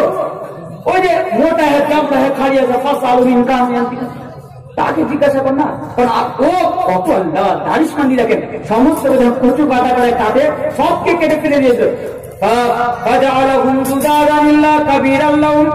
बस इब्राहिम ने उनके सबसे बड़े बुत खाने के अंदर घुसे दाखिल हुए और जितने भी बुत थे सारे बुतों को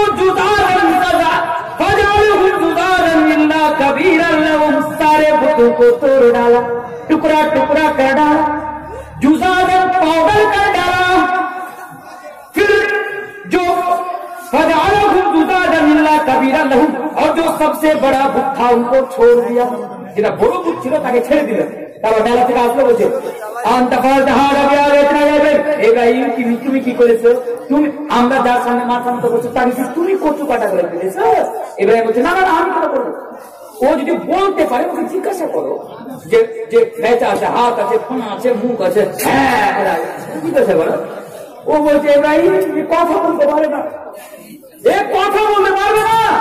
ইব্রাহিম বলছে আরে বোকা, কথা বলতে পারবে না তো ওকে তো ভগবান কেন মনে করছিস? যে তার রক্ষা করতে পারবে না, হেফাজত করতে পারবে না, ও হতেও পারবে না। সে ছোটবেলাকে কে করছে করে কাটে, তুই আল্লাহ কেন মনে করছিস? এবার এদের কাছে আর কোনো প্রমাণ নাই। তাহলে কি করলো? আগুন জ্বালাও, ইব্রাহিমকে জ্বালিয়ে দাও, আগুন জ্বালাও, ইব্রাহিমকে জ্বালিয়ে দাও। এটাই যাদের কাছে কোনো প্রমাণ থাকবে না, যাদের কাছে কোনো দলিল থাকবে না, তারা এটাই করবে। কি করবে? আপনাকে মারবে, আপনাকে কষ্ট দিবে, আপনাকে শাস্তি দিবে। আমার সাথে হয়ে যাবে আপনাকে বলে দিবে। বলার উদ্দেশ্য হলো ওরা কি বলে? হ্যাঁ পিসির কথা বললাম, তারপরে পিসি আমাকে একখানা কথা বললেন যে উনাদের যেটা থিঙ্কিং, উনাদের যেটা মেন্টালিটি, সেই মেন্টালিটি কি আমাদের বাড়ি থেকে মেয়ে নিয়ে যাবে কিন্তু আমাদের বাড়িতে মেয়ে দিবে না। মেয়ে নিয়ে যাবে কেন? একটা মেয়ে গেল তাকে তারা তাদের মতো করে দিবে, তার পেট থেকে যে সন্তানই হবে তাকে তাদের মতো করে দিবে। আর তারা মেয়ে দিবে না কেন? এজন্য মেয়ে দিবে না, মেয়ে দিতে গেলে ওর পেট থেকে যত সন্তান হবে সবাই আহলে হাদিস হয়ে যাবে। আজকে তাদের ধারণা, আল্লাহ এদের হেফাজত করুক। আমাদের মধ্যে কোন ধারণা নেই, আমাদের মধ্যে এরকম কোন মেন্টালিটি নাই। যার কাছে ঈমান আছে আমরা তাদেরকে আপন ভাই বলি, আমরা তাদেরকে আপন ভাই বলি। কিন্তু তারাই বলে, যেটা বলছিলাম, তারা বলে আহলে হাদিসকে সালাম দেওয়া যাবে না। কেন সালাম দেওয়া যাবে না?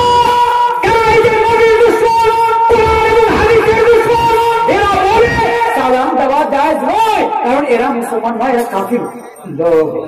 আমাদের কাফির বলে সে জানে না একজন মুসলমানকে কাফিরের ফতোয়া দেওয়া কত খাতারনাক হতে পারে। এর জন্য কাল কিয়ামতের দিবসে তোমার কোরআন এবং হাদিসকে আমরা মেনে চলি বলে, তোমার রাসূলের পদ্ধতিকে, তোমার সাহাবায়ে তোমার রাসূলের সাহাবাদের পদ্ধতিতে আমরা জীবন যাপন করি বলে আজকে আমাদের কাফের ঘোষণা করা হয়। আল্লাহ তোমার কাছে আমরা বিচার ছেড়ে দিলাম, কাল কিয়ামতের দিবসে এর বিচার তুমিই করে দিবে, এর বিচার তুমিই করবে, তুমি ছাড়া এদের বিচার আর কেউ করতে পারবে না। যেটা বলছিলাম, এরা বলে সালাম দেওয়া যাবে না, এদের কথা। আর রাসূল বলছে সালাম দিতে গেলে ভালোবাসা সৃষ্টি হয়ে যাবে। রাসূল বলছে সালাম দিতে গেলে তোমাদের মধ্যে ভালোবাসা সৃষ্টি হয়ে যাবে। আর এই নবীর দুশমন যারা নিজেকে আলিম বলে, নামধারী মুসলমান, শয়তানের চাচা, এরা বলে সালাম দেওয়া যাবে না, কারণ এরা মুসলমানকে এক অপরের সাথে এরা লড়াতে চায়। এক অপর মুসলমানকে এক অপর মুসলমানের সাথে হানাফির নামে, দেওবন্দির নামে, আহলে হাদিসের নামে, বেরেলভির নামে এরা মুসলমানকে মুসলমানের সাথে লড়াতে চায়। এরা মুসলমানদের মসজিদকে মুসলমানদের হাত দিয়ে এরা ভাঙতে চায়। তাই বলি আল্লাহু আকবার, আল্লাহ তুমি এদেরকে হিদায়াত দান করো, আল্লাহ তুমি এদেরকে হিদায়াত দান করো। আমি বলে যাচ্ছি আপনাকে, আপনার সামনে কোন হানাফি হোক, আপনার সামনে কোন দেওবন্দি হোক, আপনার সামনে কোন বেরেলভি হোক, আপনার সামনে যে কোন ধরনের মুসলিম হোক, সে আপনার যদি মনে হয় যে একজন মুসলিম, আপনি তাকে সালাম দেন, আপনি তাকে সালাম দেন, আপনি তাকে সালাম দেন। এই শিক্ষা মাওলানা তানভীর আলম আপনাকে বলে যাচ্ছে না, আল্লাহর রাসূল 1400 বছর আগে আমাদেরকে বলে দিয়েছেন। আর একখানা হাদিস আমি আপনাদের সামনে তুলে ধরি। আল্লাহ রাসূল জনাবে মুহাম্মদুর রাসূলুল্লাহ সকলে বলুন সাল্লাল্লাহু আলাইহি ওয়াসাল্লামকে জিজ্ঞাসা করা হলো, নবীকে প্রশ্ন করা হলো, হে নবী আইকুল ইসলাম খায়র, হে নবী आप बता दीजिए इस्लाम के अंदर सबसे बेहतरीन अमल क्या है? हे नबी आप बता दीजिए इस्लाम के अंदर सबसे अच्छा अमल क्या है? इस्लाम कौन सा इस्लाम बेहतर है? तो नबी करीम सल्लल्लाहु अलैहि वसल्लम ने बयान फरमाया, तो आप गरीबों को, लोगों को खाना खिलाना। अल्लाह रसूल ने जब प्रश्न करा हो, अल्लाह रसूल आइकुल इस्लाम खायर, इस्लामेর মধ্যে সবচেয়ে ভালো আমল কি? আল্লাহ রসুল বলে দিলেন তুতি উত্তম, মানুষদের খাবার খাওয়ানো, গরিবদের খাবার খাওয়ানো,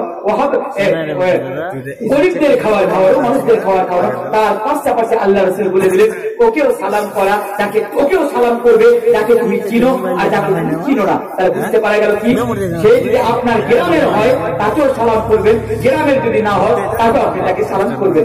আরেকটা হাদিস আমি আপনাকে বলি, খুবই সময় পার হয়ে যাচ্ছে, বুঝতে পারছি এত তাড়াতাড়ি সময় কিভাবে পার হচ্ছে। আরেকটা হাদিস আমি আপনার সামনে তুলে ধরি, ঘটনাটি দেখবেন। কে বলছে? একজন মুসলিম না, কে বলছে? একজন ইহুদি। আল্লাহ তাবারক ওয়া তাআলা পবিত্র কোরআনের মধ্যে বলছে, হে মুসলমান, তোমাদের সবচেয়ে বড় দুশমন হচ্ছে ইহুদি, তোমাদের সবচেয়ে বড় দুশমন হচ্ছে ইহুদি। এবার সাক্ষী দিচ্ছে কে? একজন মুমিন না, সাক্ষী দিচ্ছে কে? একজন সাহাবী না। বলছেন কে? কোন আলিম না। কে বলছে? একজন নন মুসলিম ইহুদি, যারা ইসলামের সবচেয়ে বড় দুশমন। আর সিম্পল পারসন না, সাধারণ কোন ইহুদি না। তারিখের বইয়ের মধ্যে পাওয়া যাচ্ছে ইনি ইহুদিদের সব বড় আলিম, বড় মাপের আলিম। নাম কি? আব্দুল্লাহ ইবনে সালাম। নাম কি? আব্দুল্লাহ ইবনে সালাম। এখনো ইসলাম কবুল করে নাই, এখনো ইসলাম গ্রহণ করে নাই, এখনো ইসলাম অ্যাকসেপ্ট করে নাই। আল্লাহ রাসূল যখন মদিনাতে আসলেন, এই লোগো, আব্দুল্লাহ ইবনে সালাম বয়ান করতে हैं, कान खोल कर सुनना, अब्दुल्लाह इब्ने सलाम अभी मुसलमान नहीं बना, अभी ईमान वाला नहीं बना, अभी अल्लाह के नबी पर ईमान नहीं लाया। और लोगों, यहूदियों की बात तो जरा सुन लो। अब्दुल्लाह इब्ने सलाम कहते हैं कि जब नबी मदीने के अंदर आए, जब नबी मदीने के अंदर दाखिल हुए, तो नबी को देखने के लिए सब लोग दौड़ पड़े। अब्दुल्लाह इब्ने सलाम कहते हैं, मैं भी पीछे पीछे नबी को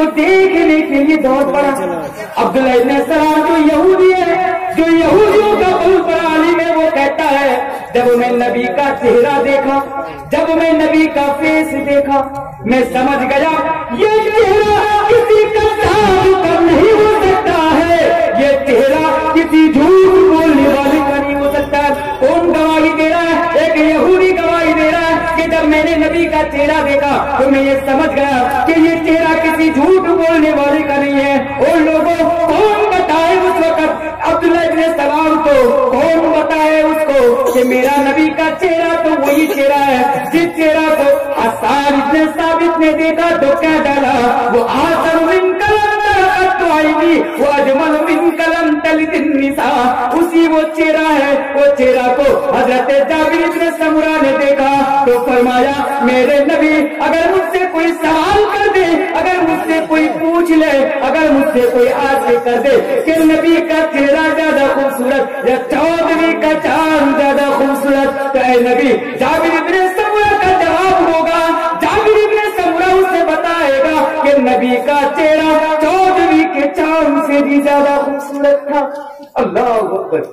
আল্লাহ রাসূলের চেহারা তাদের মতো ছিলেন, চৌধুরীর চাঁদের চেয়ে বেশি সুন্দর ছিলেন। কে বর্ণনা সাবিত কি বলছেন?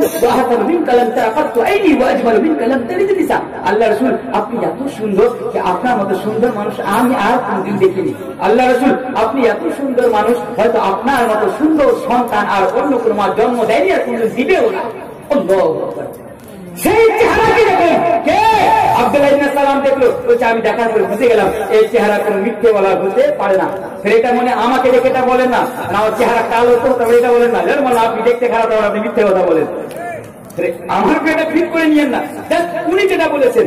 তারপর আগে আসেন হযরত আব্দুল্লাহ ইবনে সালাম বলছেন আমি আল্লাহ রাসূলের কাছে গেলাম এটা জানার জন্য, শোনার জন্য যে আল্লাহ রাসূল কি শিক্ষা দিচ্ছেন, আল্লাহ রাসূল কি বলছেন। আব্দুল্লাহ ইবনে সালাম বলছেন আল্লাহ রাসূল তার সাহাবায়ে কেরামদেরকে এই শিক্ষা দিয়েছিলেন। কি শিক্ষা দিয়েছিলেন? তোমরা মানুষকে খাওয়াবে এবং তোমরা সালাম করবে, যাকে চিনো তাকেও, যাকে চিনো না তাকেও। তাহলে আসেন একটা নম্বর জিনিস শেষ করলাম, দ্বিতীয় নম্বর জিনিস আছে, তিনটি নম্বর জিনিস বলবো, সময় লং হয়ে যাচ্ছে। তাহলে বলুন ইনশাআল্লাহ আজকের পর থেকে আমরা সালাম করবো, বলুন ইনশাআল্লাহ। প্রত্যেকটা দিনে দিব তোমাকে বলছি good night, good morning, good evening, good afternoon, হ্যাঁ এগুলো বলবে তুমি। আমার ফেসবুক ফ্রেন্ডে 5000 ফ্রেন্ড আছে। যখনই স্যার আমার সাথে কেউ কথা বলবে বা জালসার ডেট নিবে, ফোন করবে, মেসেজ করবে হাই হাই, যারা আমাকে হাই লিখে মেসেজ করেন তাদের ক্যান্সেল করি না। তুই মুসলমান হয়ে আমাকে, তুই মুসলমানকে হাই লিখে পাঠাবি, কেউ তোদের সালাম নাই, তুই সালাম করতে পারবি না। আল্লাহ রাসূল বলেনি সালাম করতে, সালাম না, good morning, good afternoon, good evening, কি ভাই এগুলো? আমাদের যেটা নিয়ম, আমাদের যেটা খেলছে, আল্লাহ রাসূল আমাদেরকে যেটা শিখিয়েছেন সেটা হলো কি সালাম। কারোর সাথে সাক্ষাৎ হতে গেলে, কারোর সাথে কথা শুরু করতে গেলে আমাদের করতে হবে কি সালাম করতে হবে। কাউরি বাড়ি যেতে গেলেও কি করতে হবে? সালাম দিতে হবে। এই কথা জানি না, ভালোবাসা কি করে সৃষ্টি হবে বলুন তো? কাউরি বাড়িতে গেলাম একটা বলেছিলাম ও কুদ্দুস ভাই, আপনি জানেন না আল্লাহ রাসূল বলেছেন সর্বপ্রথম সালাম করতে হবে, তারপরে ইজাজত তালাব করতে হবে। আপনি জানেন না? কি করে আপনি আয়ের মধ্যে ঢুকে পড়ছেন? তাহলে বুঝতে পারা গেল সালাম করতে। হ্যাঁ আরেকটি কথা আমি আপনাকে বলে দিই, বেশি রং করবো না পয়েন্ট থেকে, এই পয়েন্ট থেকে আলোচনা করতে অনেক রং হয়ে যাবে। আরেকটা কি, এটা দুঃখের সাথে বলতে হচ্ছে আপনার আমাদেরকে যে আমাদের গ্রামের সমাজে আমরা মানুষকে মানে মানুষ দেখে সালাম করি, এটাও বাস্তব। হয়তো আপনি বলবেন না এটা হতে পারে না, এটা বাস্তব। আপনি দেখেন কারণ মৌলানা তানভীর আলম অবস্থার কথা বলে না, আমাদের এলাকায় আমাদের সমাজে মানুষের প্রপার্টি দেখে, মানুষ দেখে সালাম করে। যেমন আমি একটা উদাহরণ আপনাকে দিই, সামনে দিয়ে হেঁটে যাচ্ছে, সামনে দিয়ে একটা মন্ত্রী বা নেতা আসছে, গ্রামে একটা বড় লোক আসছে, তাকে দেখে সাইডে ধরে আসসালামু আলাইকুম নেতা সাহেব, জোর গলায় আসসালামু আলাইকুম নেতা সাহেব। আমরা জানি তার মুখে দুটা পান ভরা উত্তর দিতে পারবে না, ও হোল তবু আমরা তাকে সালাম দিই। কেন তাকে সালাম কেন দিলাম? কারণ সেই বড় লোক। আমরা তাকে সালাম কেন দিলাম? কারণ সে একজন নেতা। যে লোকটা একটা নেতাকে রেখে সালাম দিল, সে লোকটা আরেকটু আগে গেল, আরেকটু আগে যে দেখছে মুকিম নগরের একটা মুলবি সাহেব, গ্রামের গরিব ব্যক্তি, বড় লোক হবে বা কি করে 2000 টাকা তো মাইনে দেয়, 2000 টাকা। দেখেন এখানে একটা কথা বলে দিই, আজকে জানেন আমাদের সমাজের মানুষের মেন্টালিটি এত বাজে, আমাদের সমাজের মানুষের মেন্টালিটি এত বাজে যে উলামা সম্প্রদায়কে নিয়ে, আলিম সম্প্রদায়কে নিয়ে যে বলা শেষ নয়, এমন এমন কথা বলে। লকডাউনের ভিতরে চোখে জানেন জল চলে আসে, বলতে যে চোখে জল চলে আসে। আজকে আমরা আমাদের উলামাদের সাথে কেমন ব্যবহার করি। আল্লামা তাইমিয়া রহমাতুল্লাহ আলাইহি বলেন, যারা উলামার শ্রদ্ধা করে না তারা মুসলমান হতে পারে না। আল্লাহ তাইমিয়া বলেন, যারা মুরব্বিদের শ্রদ্ধা করে না তারা মুসলমান হতে পারে না, তারা কামিয়াবি হতে পারে না। কারণ এই উলামা হচ্ছে ওয়ারাসাতুল আম্বিয়া, এরা হচ্ছে ওয়ারাসাতুল আম্বিয়া। কিন্তু আজকে আমাদের আপনাদের দুর্ব্যবহার দিন বা দিন আজকে আমাদের উলামাদের সাথে হয়ে থাকে। দিন বা দিন আমাদের কাছে কল আসে, মহল্লায় মুখ হয়ে গেল, মহল্লায় হলো। লকডাউনে একজন উলামা জানি উনি কাজটা ঠিক করেননি, উনি ফাঁসি দিয়ে জান দিয়ে দিয়েছেন, ফাঁসি দিয়ে। কেন জানেন? কারণ অভাবের কারণে। একজন উলামা, লকডাউনের কথা বলছি, জামিয়াতে আহলে হাদিসের একটা গ্রুপ আছে, সেই গ্রুপে ওনার বাজারটা নিউজ এসেছিলেন যে উনি আত্মহত্যা করেছিলেন, সুসাইড করেছিলেন, ফাঁসি দিয়ে দিয়েছিলেন। কেন? উনি এক মাদ্রাসায়, এক মসজিদে উনি পড়াচ্ছিলেন, সেখানে ওনাকে লকডাউনে বেতন দেওয়া হয়নি। উনি যখন বেতন চাইতে যায় ওনাকে ওখান থেকে বের করে দেওয়া হয় চক্রান্ত করে। তারপরে সে বলে, আমি কোথায় যাবো ছেলে মেয়েকে নিয়ে, এখন কোন চাকরি নাই, কাজ নাই, কোথাও ভিক্ষা করতে গেলেও মানুষ করোনা ভাইরাসের জন্য দিবে না, আমি কি করে জীবিত থাকবো, আর আমরা কারো সহযোগিতা করি না। এই করে সে সুসাইড করে দিয়েছিল। আজকে আপনাদের সমাজে, আপনার উপরে, আপনার মাদ্রাসার মসজিদে উলামাদের কত অবদান রয়েছে। আপনি মারা যাবেন, আপনার সামনে দাঁড়িয়ে যে ব্যক্তি জানাজার নামাজ পড়াবে আপনার মাদ্রাসার মুকিমনগরের মাওলানা, আপনার মসজিদে ইমাম, আপনাকে সঠিক পথে নিয়ে আসবে কে? এই উলামা। এই উলামা কে? এই উলামা হচ্ছে ওয়ারাসাতুল আম্বিয়া। এদের সাথে আমাদের ব্যবহারটা আপনি একবার দেখে নিন, তাহলে আপনি বুঝতে পারবেন। আমাদের মুখের ভাষা, আমাদের পরে বাড়তে খাইছে, ওকে কি দিবি, কি দিবি, এই আজকে আমাদের ইনশাআল্লাহ। আমি বেশি কথা বলবো না উলামাকে নিয়ে। কোনদিন ওয়াদা করে যাচ্ছে, আবার কোনদিন যদি আপনাদের এই জালসায় আমাকে আল্লাহ নিয়ে আসেন, আমি যদি আসি, আমি আগে সময়টা পাই, মানে অনেক রাত্রে আমাকে দেওয়া হচ্ছে, কারণ 12টার পরে মানুষের 12 বেজে যায়, মানুষ আর থাকতে চায় না। 12টার পরে আর মানুষ থাকতে চায় না। যদি সময় পাই, ওয়াদা করে যাচ্ছে আমি উলামাদের অবদান আপনাদের সামনে বলে যাব, আর উলামাদের সাথে আমাদের দুর্ব্যবহার এগুলো কেন, আর এই কারণে আমাদের ক্ষতি কি, এই জিনিসটা আমি আপনাকে প্রমাণ করে যাব ইনশাআল্লাহ তাআলা। ওয়াদা করে যাচ্ছি যে আল্লাহ আমাকে বাঁচিয়ে রাখতে হবে। আমি সেদিকে যেতে চাচ্ছি না, তবে আমি এতটাই বলবো, এদের সাথে আপনারা খারাপ ধারণা, এদের সাথে আপনারা বাজে মন্তব্য বা বাজে ব্যবহার উলামাদের সাথে, আরে ওই উলামা, আপনি জানেন আমি মাওলানা তানভীর আবার বলে যাচ্ছি, আমি 14 বছর ধরে মাদ্রাসাতে পড়াশোনা করেছি। আমি যখন ইউপির মাদ্রাসায়, মাদ্রাসার নাম জামিয়া সালফিয়া শাহ, মাদ্রাসাটি রতন সারাই, আপনার ওই সিওয়ান ডিস্ট্রিক্টের মধ্যে, গোপালগঞ্জ ডিস্ট্রিক্টের মধ্যে পড়ে। আমি যখন মাদ্রাসায় পড়াশোনা করি, আমার খানদানে সবাই কিন্তু মাস্টার, প্রায় মুলবি কেউ নাই, আমার পুরো খানদানে আমি একজন আলিম, আলহামদুলিল্লাহ, আল্লাহ আমাকে তৌফিক দান করেছেন। আমি যখন মাদ্রাসায় পড়তে গেলাম, মাদ্রাসায় পড়তে যাওয়ার যখন খাবারটা খায়, সবজি পাই না ভাই, শুধু ডাল দিয়ে ভাত খেতাম, রাত্রেবেলা শুধু ডাল, শুধু ডাল।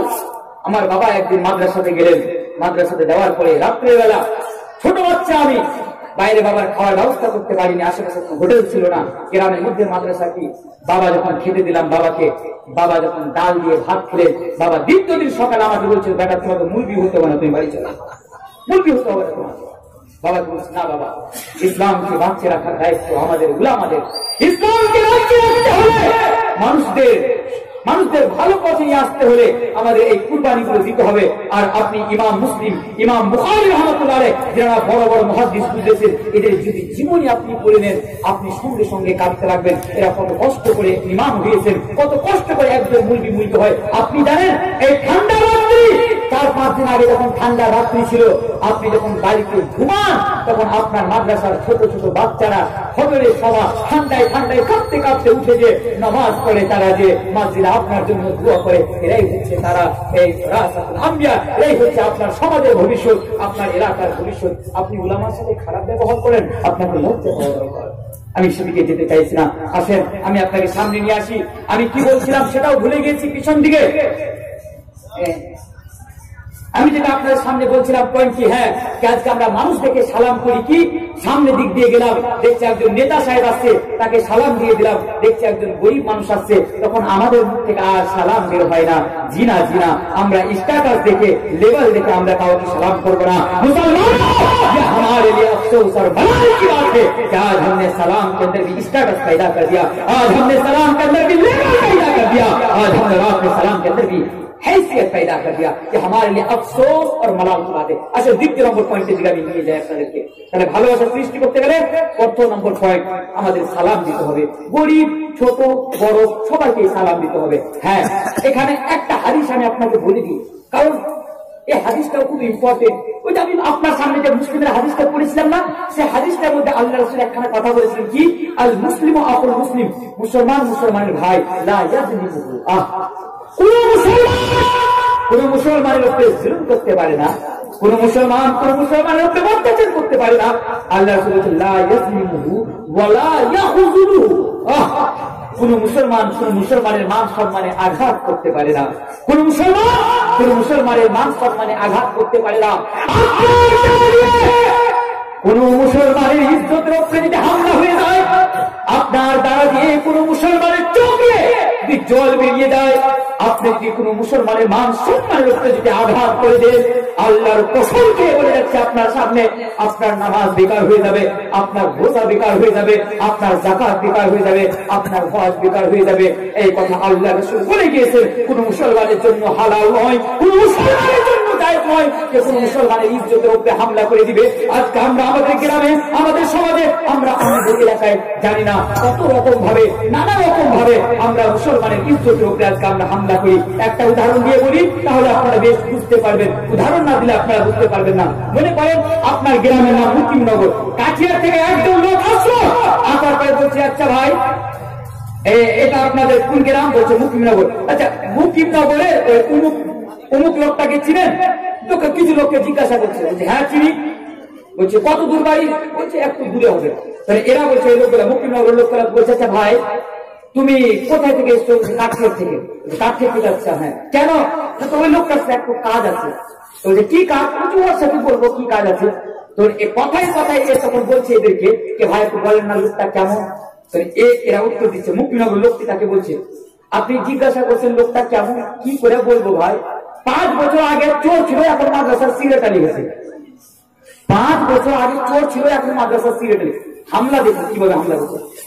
5 বছর আগে চোর ছিল না, তওবা করেছে, আল্লাহ কবুল করে নিয়েছে। তো ওই জিনিসটা ওর সামনে বর্ণনা করার প্রয়োজন কি? আমরা বিগত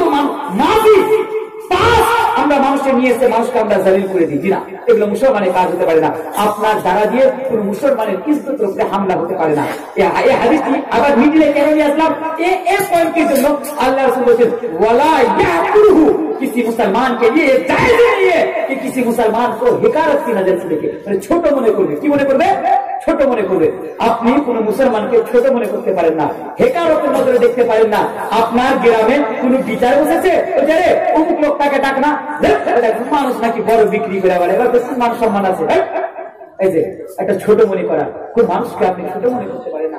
কোন মুসলমানকে ছোট মনে করতে পারে না। আল্লাহ রাসূল বলছেন কোন মানুষের খারাপ হওয়ার জন্য এতটাই যথেষ্ট। কোন মানুষের খারাপ হওয়ার জন্য শুধু শুনবেন না আমার কথাগুলো, আপনার এলাকায় আপনার বন্ধু আপনার দোস্তের কাছে আশেপাশে যেখানে বসবেন কালকে আপনি আলোচনা করবেন যে মৌলানা সাহেব হাদিস দিয়ে বলে গিয়েছিলেন যে কোন মানুষের খারাপ হওয়ার জন্য এতটাই যথেষ্ট, কোন মানুষের খারাপ হওয়ার জন্য এতটাই যথেষ্ট যে সে অন্য মানুষকে খারাপ বলবে বা তার তাহকির করবে, অন্য মানুষকে খারাপ বলবে বা তার তাহকির করবে। তাহলে মুসলমানকে কেমন হতে হবে আমি হাদিস গুলো দিয়েছিলাম। আসেন দ্বিতীয় নম্বর পয়েন্টের দিকে আমি আপনাদেরকে তাড়াহুড়া করে নিয়ে যাচ্ছি। আসেন দ্বিতীয় নম্বর জিনিস আমি আপনাকে বলি, পড়োশিকে নিয়ে একটা বলি। আজকে আমাদের এলাকায় আমাদের সমাজের আশেপাশে বাড়িতে পড়োশি খুব ইম্পর্টেন্ট কয়েকটা হাদিস, 3টি হাদিস আমি আপনাকে বলবো, তারপরে ইনশাআল্লাহ আমি তৃতীয় নম্বর পয়েন্টের দিকে চলে যাবো। তারপরে একসাথে আমরা দোয়া করে আপনারা যতক্ষণ থাকবেন আমরা এখান থেকে বিদায় নেব ইনশাআল্লাহ। বলুন ইনশাআল্লাহ। ইনশাআল্লাহ। তো পড়োশিদের সম্পর্কে বলি, আজকে কোন মুসলমানের পড়োশির সাথে সম্পর্ক ভালো নাই। আল্লাহু আলাম, এক একজনের হতে পারে। প্রতিবেশীকে বুঝেন তো? প্রতিবেশী ভাই, প্রতিবেশী বুঝেন? যে বাড়ির আশেপাশে যে বাড়িগুলো রয়েছে এদের সাথে আজকে আমাদের সম্পর্ক ভালো নাই। প্রতিবেশীর জন্য আমরা কি করি? রাস্তা ঘিরে দিই। কি করি? রাস্তা ঘিরে দিই। প্রতিবেশীর সাথে আমরা কি করি? বৃষ্টির জল নিয়ে ঝগড়া করি। প্রতিবেশীর সাথে আমরা চলাফেরা বন্ধ করে দিই। প্রতিবেশীর সাথে আমরা কাঁচা তাল্লুক করে নিই, তার সাথে আমরা লেনদেন করি না। আসে 4খানা হাদিস, সহিহ হাদিস আমি আপনাদেরকে বলে যাবো, কত ইম্পর্টেন্ট হাদিস। আর ভালোবাসা কি করে তৈরি হবে প্রতিবেশীর সাথে, প্রতিবেশী আপনাকে কি করে ভালোবাসবে, এই পয়েন্টটিও এই পয়েন্টের মধ্যে আপনি পেয়ে যাবেন। সর্বপ্রথম হাদিস আমি আপনাদেরকে শোনাই। আল্লাহ রাসূল জনাবে মুহাম্মদুর রাসূলুল্লাহ সাল্লাল্লাহু আলাইহি ওয়াসাল্লাম বলেন, মান কানা ইউমিনু বিল্লাহি ওয়াল ইয়াউমিল আখির ফালা ইউদি দারাহু। আল্লাহ রাসূল বলেন, হে বিশ্বের মানুষরা, হে আমার উম্মতের মানুষরা, তোমরা মান কানা ইউমিনু বিল্লাহি ওয়াল ইয়াউমিল আখির, তোমরা যদি আল্লাহ এবং কিয়ামতের দিবসের প্রতি ঈমান রাখো, তোমরা আল্লাহ এবং কিয়ামতের প্রতি যদি ঈমান রাখো, ফালা ইউদি দারাহু, তাহলে তোমরা তোমাদের প্রতিবেশীকে কষ্ট দিও না। তাহলে তোমরা প্রতিবেশীকে কষ্ট দিও না। এবার বুঝতে পারা গেল, কেউ যদি প্রতিবেশীকে কষ্ট দেয় তার মানে হলো সে আল্লাহ এবং কিয়ামতের দিবসের প্রতি ঈমান রাখে না। কারণ রাখতে গেলে মান কানা ইউমিনু বিল্লাহি ওয়াল ইয়াউমিল আখির, তুমি যদি আল্লাহ এবং কিয়ামতের দিবসের প্রতি ঈমান রাখো তাহলে ফালা ইউদি দারাহু, তুমি তোমার প্রতিবেশীকে কষ্ট দিবে না। আর একটা হাদিস আমি আপনাদের সামনে তুলে ধরি। আল্লাহ রাসূল বারবার আল্লাহর কসম খেয়ে বলেন, ওয়াল্লাহি লা ইউমিন, ওয়াল্লাহি লা ইউমিন, ওয়াল্লাহি লা ইউমিন, ওয়াল্লাহি লা ইউমিন। আল্লাহ রাসূল বলেন, আল্লাহর কসম খেয়ে বলছি, আমি নবী আল্লাহর কসম খেয়ে বলছি, ওই ব্যক্তি মুমিন নয়, ওই ব্যক্তি মুমিন নয়, ওই ব্যক্তি মুমিন নয়। আল্লাহ রাসূল সেই কোন ব্যক্তি, যে ব্যক্তি সম্পর্কে আপনি বারবার কসম খেয়ে বলছেন, আপনি যদি একবার বলতেন ওয়াল্লাহি লা ইউমিন, আমরা মেনে নিতাম, তারপরে আপনি বারবার বলছেন ওয়াল্লাহি লা ইউমিন, ওয়াল্লাহি লা ইউমিন, ওয়াল্লাহি লা ইউমিন, সেই ব্যক্তি মুমিন নয়, সেই ব্যক্তি মুমিন নয়, সেই ব্যক্তি মুমিন নয়। আল্লাহ রাসূল সেই কোন ব্যক্তি? আল্লাহ রাসূল বলছেন সেই ব্যক্তি যে তার প্রতিবেশীকে কষ্ট দেয়। আল্লাহু আকবার। তাহলে আপনি হাজী সাহেব, ইমাম সাহেব, মুফতি সাহেব, ডাক্তার সাহেব, আপনি আপনার প্রতিবেশীকে কষ্ট দেন, সব চলে যাবে, আপনার কোনো জিনিস কাজে লাগবে না। আপনি নামাজ পড়েন, আপনি তাহাজ্জুদে জেগে জেগে, তাহাজ্জুদের নামাজও কাজে লাগবে না। আপনি মসজিদের ইমামতি করে 5 টাকার নামাজ পড়েন, আপনি অন্যদিকে আপনার প্রতিবেশীকে কষ্ট দেন, কোনো কাজে লাগবে না। প্রমাণ হাদিস আমি আপনার সামনে নিয়ে আসবো, একটু ওয়েট করেন। যে নামাজ রোজাও কাজে লাগবে না প্রতিবেশীকে কষ্ট দিতে গেলে। তাহলে আসেন এখানে আরেকটা হাদিস আমি আপনাদের সামনে তুলে ধরি। আল্লাহ রাসূল জনাবে মুহাম্মদুর রাসূলুল্লাহ সাল্লাল্লাহু আলাইহি ওয়াসাল্লাম বলেন, ওই ব্যক্তিও মুসলমান নয়। কোন ব্যক্তি? যে ব্যক্তি রাত্রের বেলা পেট ভরে খাবার খেয়ে, আশুরা হয়ে খাবার খেয়ে ঘুমিয়ে গেল, তার বাড়ির পাশে তার যে প্রতিবেশী আছে সে না খেয়ে খিদায় ঘুমিয়ে গেল, তার খবর নিল না, সেই ব্যক্তিও মুমিন নয়। তাহলে হাদিসটি দ্বারা দিয়ে কি বুঝতে পারলাম? হাদিসটি দ্বারা দিয়ে বুঝতে পারলাম আপনার বাড়ির পাশে একটা গরিব লোক আছে, আপনার বাড়ির পাশে একটা নিরীহ মানুষ আছে, আপনার বাড়ির পাশে ছোট ছোট বাচ্চা আছে যাদের বাবা নাই, যারা ইয়াতীম, আপনার বাড়ির পাশে তার স্বামী নাই, সেই একজন বেওয়া মহিলা, সেই ওই বয়স্ক হয়ে গেছে, রোজগার করতে পারে না, আপনাকে তার খবর নিতে হবে। এটা আপনার রেসপন্সিবিলিটি, এটা আপনার দায়িত্ব। তার খবর আপনাকে দিয়ে নিতে হবে, সে খাবার খেলো কিনা, তার কোনো অসুবিধা আছে কিনা, আপনাকে খবর নিতে হবে। আপনি তার খবর নিলেন না, আপনি আপনার সন্তানকে নিয়ে, আপনি আপনার বাড়ির পরিবারকে নিয়ে জঙ্গিপুর থেকে, উম্মতপুর থেকে, ধুলিয়ান থেকে, লালগোলা থেকে আপনি বিরিয়ানি নিয়ে এসে খাবার খেয়ে পেট ভরে ঘুমিয়ে গেলেন, ভাত খেয়ে খাবার খেয়ে পেট ভরে ঘুমিয়ে গেলেন, আপনি আপনার প্রতিবেশীর খবর নিলেন না, তারা না খেয়ে রাত্রের বেলা ঘুমিয়ে গেল। আল্লাহ রাসূল বলছেন, এমন মানুষ, এমন প্রতিবেশী মুসলমান নয়, এমন প্রতিবেশী মুমিন নয়। এবার বলুন তো দেখি, আমার সামনে যতজন লোক বসে রয়েছেন, আমি আপনাদের বলছি, আপনার বাড়ির পাশে তো গরিব আছে, কোনদিন তাদের খবর নিয়েছেন? আপনার বাড়ির পাশে আপনার প্রতিবেশীর কোনদিন খবর নিয়েছেন? কি করে ভালোবাসা সৃষ্টি হবে? কি করে আপনার প্রতিবেশী আপনাকে ভালোবাসবে? তাহলে ভালোবাসা সৃষ্টি করার নিয়ম কি? নিয়ম, আপনাকে তার বাড়ি যেতে হবে, মাঝে মধ্যে তার খবর নিতে হবে, তাকে বলতে হবে, আচ্ছা ভাই বলো, তুমি তো গরিব মানুষ, তোমার তো অনেক অসুখ হয়, তোমার তো অসুবিধা আছে, আচ্ছা ভাই বলো, তোমার বাড়িতে কি কোনো খাওয়ার অভাব আছে? আচ্ছা ভাই বলো, তুমি কি অনেকদিন থেকে ঠান্ডার সময় রুটি খাও না? তুমি তো অসুস্থ মানুষ, তুমি কি ভাত খাও, রুটি খাও না? তোমার কাছে কি আটা নাই? আচ্ছা ভাই ঠিক আছে, এই না 5 কিলো আটা, তুমি রুটি বানিয়ে খেয়ে নেবে। আচ্ছা আচ্ছা বোন, তোমার তো স্বামী নাই, তোমার কি কোনো অসুবিধা আছে? আচ্ছা তোমার অসুবিধা আছে, এই নাও 500 টাকা নাও, তুমি তোমার অসুবিধাটা দূর করে দাও। আপনি আপনার পড়োশীর খবর নেন, আপনার পড়োশী, আপনার প্রতিবেশী আপনাকে তার জীবনের চেয়ে বেশি ভালোবাসবে, আর বলবে, আহারে আমার প্রতিবেশী আমাকে এত ভালোবাসে, আমি কেন তার সাথে ঝগড়া করতে যাবো? একবার করুন, একবার তার খবর নিন। কিন্তু আজকে আমরা ভালোবাসার জন্য আগে বাড়ি না, প্রতিদিন সহযোগিতা করার জন্য আমরা আগে বাড়ি না, আমরা করি কি? ঝগড়া করার জন্য আগে বাড়ি। ঝগড়া মারামারি হানাহানি খোলাখুলি আমরা চাই, আমরা ভালোবাসার মহব্বত চাই না, আজকে চাই না আমরা। আরেকটা কথা আমি আপনাকে দিলে মনে করে দিতে, আপনাদের এলাকায় মসজিদে একটা কথা জেনে রাখবেন, মুসলমানের কি কর্তব্য, মুসলমানের কি দায়িত্ব। যে হাদিসটা পড়েছিলাম, অন্য হাদিসে ওয়ালা ইয়াকযুলু লা ইয়াজলিমু ওয়ালা ইয়াকযুলু, অন্য হাদিসে একটা শব্দ আছে ওয়ালা ইয়াজলিমু, मुसलमान को बेयार और मददगार नहीं छोड़ सकते। এখানে একটা জিনিস আমি আপনাকে বুঝাতে চাই কি আপনাদের এলাকাটা গরিব এলাকা না, আমার জানা আছে। আমি এই জিনিসটা দেখেছি মুর্শিদাবাদের যত বড় লোক আছে যেরকম সেরকম গরিব লোকও আছে মুর্শিদাবাদের কথা বলছি, মুর্শিদাবাদের আমি নিজের চোখে দেখেছি। তো আমরা কি করতে হবে, অনেক জায়গাতে আমরা বক্তব্য দিতে যাই বা অনেক জায়গাতে আমরা জুমার নামাজ পড়াতে যাই, খুতবা দিতে যাই বা নামাজ পড়ি, নরমালি নামাজ পড়ি। নামাজ শেষ করার পরে একজন লোক দাঁড়িয়ে গেল, আমি লালগোলা মুকিমনগর থেকে এসেছি, আমি গরিব মানুষ, আমার অসুখ হয়ে গেছে, আপনাদের কাছে আমি সহযোগিতা চাইতে এসেছি। আপনাদের এলাকায় কোনদিন এসছে? অন্য কোন জায়গা থেকে সে মুসলমান এসছে? লজ্জা পাওয়া দরকার, আমাদের লজ্জা পাওয়া দরকার। আমরা কেমন মুসলমান ভাই কোনদিন ভেবে দেখিনি? আরে আমাদের লজ্জা পাওয়া দরকার। আমার এলাকার আমার গ্রামের কোনো ভাই অভাবের কারণে কোনো গ্রামে চাইতে যায়, এটা লজ্জা পাওয়া দরকার। চাইতে যায় কেন? আরে ভাই মনে করেন ফর এক্সাম্পল আপনার গ্রামে একটা গরিব লোক আছে, তার অসুখ হয়েছে, 20,000 টাকা লাগবে, 15,000 টাকা লাগবে। আপনার গ্রামের লোক কি মিলে তার সহযোগিতা করতে পারবেন না? তার পাশে দাঁড়াতে পারবেন না? আজকে আমরা তার পাশে যে দাঁড়াই না, অন্য গ্রামে ভিক্ষা করতে যাই, মনে করে নিবেন কোন মানুষ কোন মুসলমানের গ্রামে যদি ভিক্ষা চাইতে যায়, এর চেয়ে লজ্জার বিষয় আমাদের চেয়ে আপনাদের চেয়ে কিছু হতে পারে না, কিছু হতে পারে না। তবে মনে রাখবেন এদের মধ্যে ফ্রডও আছে। অসুখ নেই, কিছু নেই, চাইতে চলে গেল অন্য গ্রামে। এই লোকগুলোকে ধরে তাদেরকে শিক্ষাও দিবে, মাঝে মাঝে ঘুরে তাদেরকে ভালো উপদেশ দিবেন। আর এটা আল্লাহকে সাক্ষী রেখে রাত 1টার সময় এই কথাটা আমি আপনাকে বলে যাচ্ছি, সচেতন করে যাচ্ছি। কি সচেতন? শামসির মসজিদে আজকে জুমা, গত জুমাতে আমি জুমার নামাজ পড়লাম শামসি, যেখানে মৌলানা বাদরুদ্দোজা নাদবী সাহেব আছেন না, পিস টিভি বাংলা বক্তা, ওনার ওখানে আমি নামাজ পড়লাম, জুমার নামাজ। দেখেন ফ্রড, দেখেন কিভাবে ফ্রড করে আমাদের সাথে, আপনাদের সাথে। আমি জুমার নামাজ পড়লাম, জুমার নামাজ পড়ার পরে আমি বের হলাম, একজন নারী, ইয়ং নারী মহিলা একটা ছোট্ট বাচ্চাকে কোলে নিয়ে, একটা পাশে সাইডের বাচ্চাকে কোলে নিয়ে দাঁড়িয়ে রেখে ভিক্ষা চাইছে, হাতের পেতে ভিক্ষা চাইছে। কে দিচ্ছে, কে দেয় না, কে 1 টাকা 2 টাকা 3 টাকা, কে দেয় না, কে 10 টাকা, কে 50, কে দেয় না, দিচ্ছে। আমি কিন্তু দাঁড়িয়ে আছি এখানে। আর সেদিন কিন্তু আমার প্রোগ্রাম ছিল আপনার কুসুমুন্ডি গ্রামের নাম হচ্ছে উজির ডাঙ্গাপাড়া, সেদিন আমার প্রোগ্রাম। আমি প্রোগ্রামে যাওয়ার জন্য তাড়াহুড়া করছি, তো আমি আবার দাঁড়িয়ে গেলাম, কি হচ্ছে শেষে। তারপরে সবাই যখন বেরিয়ে গেল, আমি গেলাম সাইডে আসলাম, অনেকজন লোক সবাই আছে সেখানে। আমি ওকে বললাম, বোন আপনার অসুবিধা কি, আপনি এভাবে ভিক্ষা চাইছেন কেন, আপনার বাড়িটা কোথায়?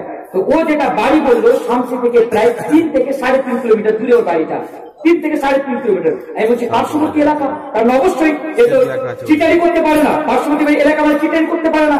আমাদের কর্তব্য, আমার রেসপন্সিবিলিটি এর সহযোগিতা করা। আমি বোনটাকে বললাম, বোন আপনার ব্যাপারটা কি হয়েছে, আপনার সমস্যাটা? ও মহিলাটি বলছে যে গত রাত্রে আমার ছোট বাচ্চাটা, একটা বাচ্চা পড়ে আছে, বলছে এর ছোট ভাইটা আগুনে পুড়ে গিয়েছে, প্রচুর কষ্ট পেলাম, আগুনে পুড়ে গিয়েছে, কষ্ট পেলাম। বললাম আপনার হাজবেন্ড নাই? বলছে না, আমার হাজবেন্ড আমাকে ছেড়ে অন্য জায়গাতে বিয়ে করে দিয়েছে, আমার হাজবেন্ড আমাকে ছেড়ে অন্য জায়গাতে বিয়ে করে নিয়েছে, আরো কষ্ট পেলাম। তারপরে আমি একটাই কথা বললাম, বোন আপনি এইভাবে মসজিদে যাবেন, 100, 200, 300, 500 বেশি আপনি পাবেন না। আপনি 5 মাস মসজিদে যাবেন, তবু আপনার ছেলের চিকিৎসার টাকা আপনি জোগাড় করতে আপনি পারবেন না এইভাবে। আর এতদিন আপনার ছেলে ফিনিশ হয়ে যাবে।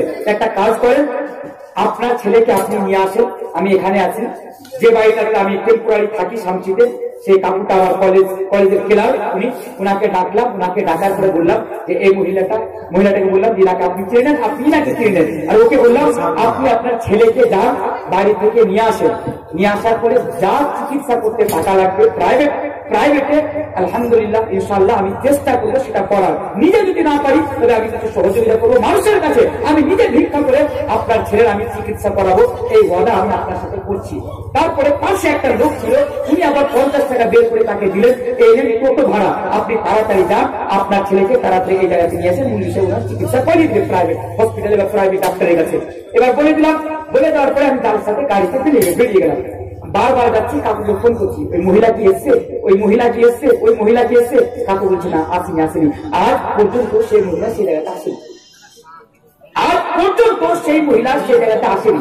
তাহলে এখান থেকে আমি আপনাকে এটা মেসেজ দিতে চাইলাম, একটা সোশ্যাল মেসেজ দিতে চাইলাম, এরকম যদি কোনো লোক আপনার এলাকায় আপনার গ্রামে আসে, অবশ্যই তার সহযোগিতা করুন, কিন্তু সহযোগিতা করার পূর্বে তার যাচাই করে নেন, তার তাহকিক করে নেন যে সে আসলে তার সহযোগিতার তার প্রয়োজন রয়েছে কিংবা সহযোগিতার তার প্রয়োজন রয়নি। এই কথাটা আমি আপনাকে বললাম। আর এখান থেকে এটাও মেসেজ দিলাম যে আপনার এলাকায়, আপনার গ্রামে, আপনার সমাজে কোনো মানুষের যদি কোনো অসুবিধা হয়, কোনো গরিব মানুষ তার মেয়ের বিবাহ যদি না দিতে পারে, কোনো গরিব লোক যদি অসুস্থ করে থাকে, আমাদের কর্তব্য, আমাদের রেসপন্সিবিলিটি, এটা আমাদের দায়িত্ব। আমরা সকল মিলে আমরা তার সে দাঁড়াবো, তার সহযোগিতা করবো, তার মদত করবো, তার হেল্প করবো, তার চিকিৎসা করাবো। এটা আমাদের আপনাদের দায়িত্ব। এই কথা বললাম। তো আসেন, আমি প্রতিবেশী সম্পর্কে বলছিলাম, দুটি হাদিস হয়ে গেল। তৃতীয় নম্বর হাদিসটা আমি আপনাদের সামনে বলে দিই যে নামাজ রোজাও কাজে লাগবে না প্রতিবেশীকে কষ্ট দিতে গেলে। এই হাদিসটা আপনি কোথায় পাবেন? যে হাদিসটি আমি আপনাদের সামনে বলতে যাচ্ছি, এই হাদিসটি পাবেন, বইয়ের নাম হচ্ছে আল আদাবুল মুফরাদ। হাদিসের রাবি হচ্ছেন হযরত আবু হুরায়রা রাদিয়াল্লাহু তাআলা আনহু। বইয়ের নাম আল আদাবুল মুফরাদ, হাদিসের মান সহিহ, রাবি হযরত আবু হুরায়রা। তিনি বলছেন যে একজন লোক আল্লাহ রাসূলকে জিজ্ঞাসা করলেন, আল্লাহ রাসূল, ওই মহিলাটি রাত্রের বেলা জেগে জেগে আল্লাহর ইবাদত করে, রাত্রের বেলা কিয়াম করে, রাত্রের বেলা তাহাজ্জুদ। কত ইম্পর্টেন্ট হাদিস। আপনি আপনার বউকে, আপনি আপনার মেয়েকে, আপনি আপনার স্ত্রীকে, আপনি আপনার বাড়ির মেয়েদেরকে এই হাদিসটি কালকে অবশ্যই শোনাবেন। এটা আপনারও দায়িত্ব, এটা আপনার কর্তব্য। বাল্লিগু আন্নি ওয়ালাউ আয়া, বাল্লিগু আন্নি ওয়ালাউ আয়া, বাল্লিগু আন্নি ওয়ালাউ আয়া। যেটা আপনি আমার মুখ থেকে শুনলেন, সেই কথাটা আপনি অন্যদের কাছে পৌঁছে দিবেন, নিজেও আমল করবেন। এটা আপনার দায়িত্ব, রেসপন্সিবিলিটি। হাদিস কত মারাত্মক হাদিস। হাদিসটি আপনি একবার শুনে দেখেন। আল্লাহ রাসূলকে জিজ্ঞাসা করা হলো, আল্লাহ রাসূল, ওই মহিলাটি রাত্রির বেলা জেগে জেগে আল্লাহর ইবাদত করে, আল্লাহ রাসূল সেই মহিলাটি তাহাজ্জুদের নামাজ পড়ে, এবং আল্লাহ রাসূল সেই মহিলাটি দিনের বেলা রোজা রাখে, আল্লাহ রাসূল সেই মহিলাটি আল্লাহর রাস্তায় বেশি বেশি দান খায়রাত করে, বেশি বেশি সাদকা করে, কিন্তু সে তার মুখের দ্বারা দিয়ে, সে তার ভাষার দ্বারা দিয়ে তার প্রতিবেশীকে কষ্ট দেয়। আল্লাহ রাসূল সরাসরি বলে দিলেন, ওই মহিলাটি জাহান্নামী, ওই মহিলাটি জাহান্নামী, ওই মহিলাটি জাহান্নামী, ওই মহিলাটি জাহান্নামে যাবে। কোন মহিলা? ওই মহিলা যে ফরজ নামাজ পড়েই পড়ে, রাত্রের বেলা জেগে জেগে তাহাজ্জুদের নামাজ পড়ে, যেই মহিলা রোজা রাখে ফরজ, নফল রোজা দিয়ে জেগে দিনের বেলা রোজা রাখে, সেই মহিলা আল্লাহর রাস্তায় বেশি বেশি দান খায়রাত করে, যেই মহিলা আল্লাহর রাস্তায় বেশি বেশি সাদকা করে। আল্লাহ রাসূল বলে দিলেন, আল্লাহ রাসূলকে যখন বলা হলো এই মহিলাটি বেশি বেশি তার প্রতিবেশীকে কষ্ট দেয়, তার মুখের ভাষা দিয়ে, তার কথার দ্বারা দিয়ে, আল্লাহ রাসূল বলে দিলেন এই মহিলাটি জাহান্নামী, এই মহিলাটি জাহান্নামী, এই মহিলাটি জাহান্নামী যাবে। আবার আল্লাহ রাসূলকে জিজ্ঞাসা করা হলো, হে আল্লাহ রাসূল, অমুক মহিলা দিনের রাত্রের বেলা জেগে জেগে আল্লাহর ইবাদত করে না, তাহাজ্জুদের নামাজ পড়ে না, দিনের বেলা রোজাও রাখে না, আল্লাহর রাস্তায় বেশি বেশি सादका करे ना। हदीस का अल्फाज है कि वो पनीर के टुकड़े के बराबर सदका करती है, पनीर के टुकड़े के बराबर सदका करती है। সেই মহিলাটি বলল সেই পনিরের এক অংশ বরাবর আল্লাহ রাস্তায় সদকা করে, কিন্তু সে তার মুখের দ্বারা দিয়ে, মুখের ভাষা দিয়ে তার প্রতিবেশীকে কষ্ট দেয় না, তার আশেপাশের মানুষকে কষ্ট দেয় না। আল্লাহ রাসূল বলে দিলেন এই মহিলাটি জান্নাত যাবে। স্বরূপ দিও ও সম্মানিত আমার সামনে 200 টাকা দিন দৌড়ি ভাই সকল হাদিসটি দিন আপনারা লক্ষ্য রাখুন। একজন নারী বেশি বেশি নামাজ পড়ে, বেশি বেশি রোজা রাখে, বেশি বেশি আল্লাহ রাস্তায় সদকা করে, কিন্তু তার মুখের দ্বারা দিয়ে তার প্রতিবেশীকে কষ্ট দেয় বলে আল্লাহ রাসূল বলে দিলেন এই মহিলাটি জাহান্নামী। একজন মহিলা যে কম, তার চেয়ে নফল ইবাদতে কম, তার চেয়ে নফল রোজাতে কম, তার চেয়ে সাদার হায়াতে কম, কিন্তু তার মুখের ভাষা দিয়ে তার প্রতিবেশীকে কষ্ট দেয় না, আল্লাহ রাসূল একে জান্নাতি ঘোষণা করে দিলেন। তাহলে বুঝতে পারা গেল প্রতিবেশীকে কষ্ট দেওয়ার কারণে এই মহিলাটি নামাজ রোজা হজ, নামাজ রোজা সাদকা এই জিনিসগুলো কাজে আসবে না। প্রতিবেশী সম্পর্কে অনেক হাদিস রয়েছে। আসে দ্বিতীয় নম্বর পয়েন্টটা আমি এখানে সমাপ্ত করি, তৃতীয় নম্বর পয়েন্টের দিকে চলে আসি। তাহলে প্রতিবেশীর সাথে আমাদের ভালো ব্যবহার করার জন্য কি করতে হবে? তাদের সাথে আমাদের ভালো ব্যবহার করতে হবে, তাদের যা হক আমাদের উপরে রয়েছে তাদের হক আমাদেরকে তাদেরকে দিতে হবে। কিন্তু দুঃখের সাথে বলতে হচ্ছে আজকে প্রতিবেশীর কি কি হক আমরা জানি না। আপনাকে একটা মিডিলে প্রশ্ন করে যাবো, আপনাকে যতজন লোক রয়েছে আমি আপনাদের শুকরিয়া আদায় করছি যে আপনারা এতক্ষণ বসে আছেন। তবে বসে থাকেন আর একটু ধৈর্য ধরেন, একসাথে ইনশাআল্লাহ দোয়া করে চলে যাবো। একটা